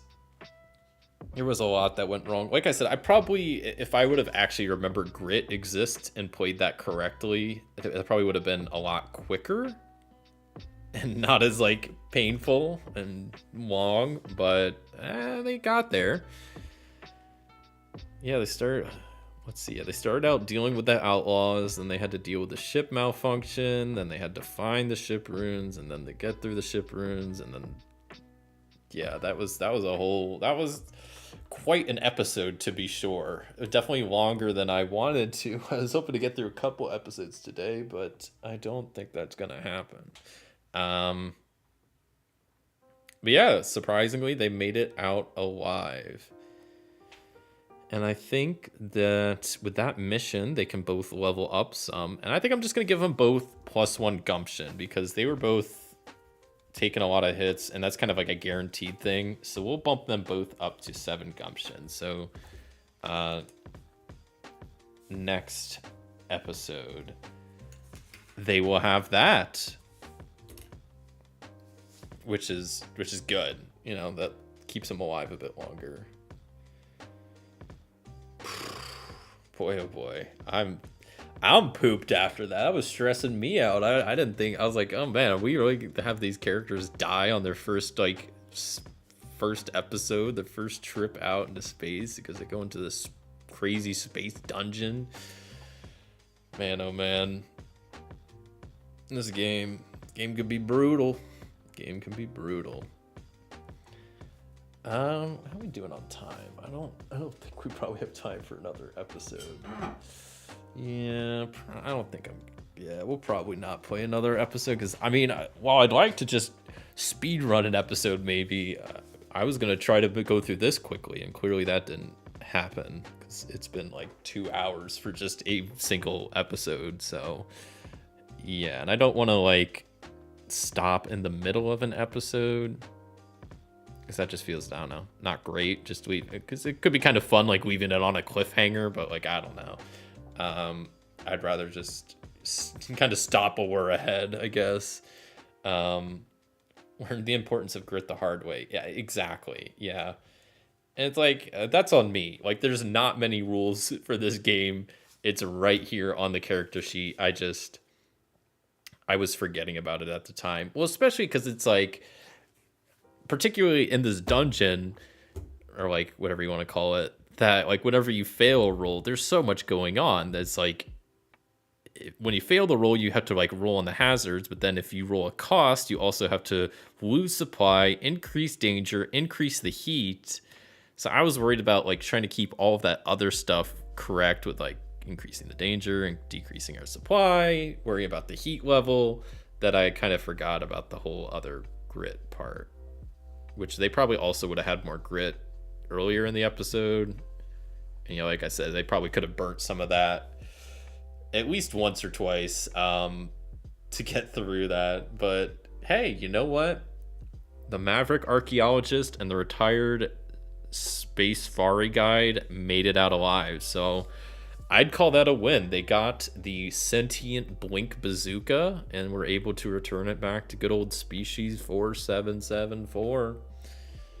That was a cool episode, though. Yeah, I mean, it was eventful. It just took a bit longer than I wanted to, because like I said, I was hoping to at least get through like a couple episodes today, but because these are normally supposed to be pretty quick, but that just, I guess when doing the space runes thing, and it's unfortunate that I rolled a gargantuan for the depth, because that just made it super long, or else that last part would have been probably a lot quicker. And if I remembered grit, it probably would have been a lot quicker that way too. But that's just how it goes, I guess, in Space Ace World. That wasn't too bad. It wasn't as fun and as whimsical as I was hoping. They both almost died, but hey, you know, we made it out, so that's always good.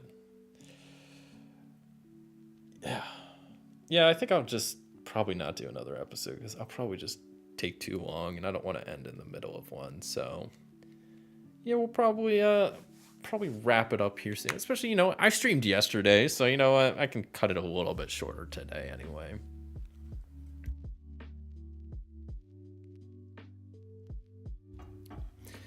But I'll quickly, just real quick, talk about my final thoughts about this game.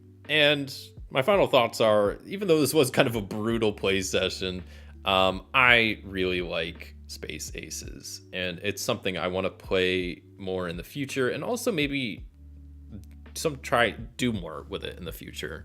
I mean, I think this is a great little game. Obviously, it's more of a toolkit than a full rule system, like it says, and that does remain true. But as you can see here, I played with no other sources or materials, and I was able to play a full game, no issues. You just have to make up some stuff on your own, fill in some gaps as you go, but it works, and it's fun. I think last time I checked, and I don't know if this is the case, but this game is really cheap. Like, I think I got it on Drive-Thru RPG, like the PDF version, for I think it was like $5, maybe like 10. I think it was under $10. So I think for that price, this game is definitely worth it. Even if, like I mentioned, you don't even play the game for what it is. If you just want some really cool sci-fi tables to use in other RPGs, I think there's just so many great tables. You know, the planet generator and mission generator and the episode events and the starship stuff, and like I said, there was a lot of tables in here I haven't even used yet that I really want to use. Stuff like the mighty mechs, like those seem really cool. The gizmo generator we got to use a little bit today is a really cool thing. The massive monsters, the beasts and besties, the backstory generator is really great. So I think this is Space Aces is great for what the price is and what it is. I think it's just awesome. Obviously, the rules aren't all there, and so there's some spots you have to fill in the gaps, but I think it's still quite a lot of fun, and you can kind of play it however you want, which is pretty cool. And yeah, like I kind of mentioned, like, I don't know, maybe one day, I'll try making my own, like, not rule system, but like, I don't even know what to call it, like an add-on for Space Aces that kind of fills in the gaps of some of the rules, maybe adds in some like small extra things or something. Because I don't know, I really like this system. I like the theme. I like a lot of the tables. I like just the dice mechanics, and I like a lot of the stuff about it. I just think, you know, there's some stuff missing in some parts of it, but I don't know, maybe I'll make I could try to make like some like expansion or add-on module that you could play with that just adds on a little bit of extra stuff just to make it a little bit more of like an actual game system rather than just like a toolkit. Even though, like I said, I think it still functions as a game system just fine, but there's definitely some stuff missing at some parts, and maybe some parts that aren't like as balanced or whatever. So maybe I'll have to try that at some point and seeing if I can do something like that, because that would be kind of fun. And like I said, I like this game a whole lot. So yeah, that's pretty much where I think that's where I land with Space Aces. So great game. Samantha and Jackson made out alive. I was hoping we get to see a bit more of their crazy adventures, but yeah, we just got a little bit of a taste of what's going on there, and maybe I'll have to keep these characters around to play with them again at some point. Hopefully they don't have to deal with another space, spaceship ruins and stuff like that. But yeah, that's what I think. So I'll quickly hop to my just chatting screen. Let's see how this works. I don't know how this is going to work with both chats. Okay, Twitch chat does show up, but last time it showed up and then it disappeared after a while, which is weird. But that's cool that they both show up there. You can see both chats. I'd love to find a way to combine them at some point. And I think some people are working on something like that, which would be cool. But real quick before I head out here today, I'll quickly tease out what's upcoming on the channel for this week. So I've already teased out my schedule on my Discord. So if you're not part of the Discord and you want an early access to the schedules and to see all the times in your own local time zone that's converted over, hop into the Discord. But upcoming this week, I will have a video coming out on Thursday, like normal, where I will be doing the final Pub Meeple ranking video of this year. I did one for board games in my collections. I did one for RPGs I've played, and this final Pub Meeple will be ranking every solitaire card game that I've played. I've been playing a lot of those games on the channel this past year. I think there's like something like 15 different card games I've played with just a standard 52 deck of cards. And there's a lot of really good ones that I've been playing. So I'm be doing a video of me ranking all of those and seeing which one's my favorite, which one's my least favorite. So that's upcoming Thursday, though that also comes out on Wednesday. If you're a Tabletop Titan Tier 2, you get access to videos a day early. So if that sounds interesting to you, check that out. And next Sunday, next Solo Gaming Sunday, I will be playing, drumroll, Brass Birmingham. It's right here. It was right here this whole time. Who would have guessed? Yes, Brass Birmingham, the #1 game on Board Game Geek. I will be attempting to play next week using one of the fan-made autonomas, which I've been having a lot of fun with. I just cracked open for the first time this last weekend and have been slowly learning it. So that is going to be my plan for next week. And I think besides that, that's my schedule. That's all I got. I'm trying to think if there's anything else I need to say. I think that's about it. So, yeah, like I mentioned, I got my Discord. You could do !Discord in the chat to get a link, or it'll be linked in the description of this video. You can join, have a place to just view my schedules, get updates on when I go live, when I post videos, and just have a place to talk about board games you're playing, RPGs you're playing, cool adventures you had. You can always share those in the Discord. I love hearing about that kind of stuff. So yeah, that's all I got for today. So thank you all so much for watching. Appreciate everybody that stopped by live and hung out. Bruzzy and KDK and Ina and Kardik and Christopher Ray and Red Hill Eagle. Appreciate all of y'all. It's always a lot more fun streaming, having people to talk to and bounce ideas off of. Always makes it a lot more fun. So appreciate y'all stopping by and hanging out. That's all I got. So thank you all so much for watching. If you enjoyed the stream, a like would be greatly appreciated. And until next time, I'll see ya.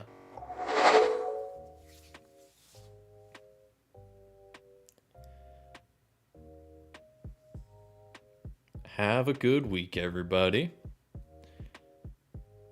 Try not to get stuck in any space ruins because it's not going to be a good time for anybody.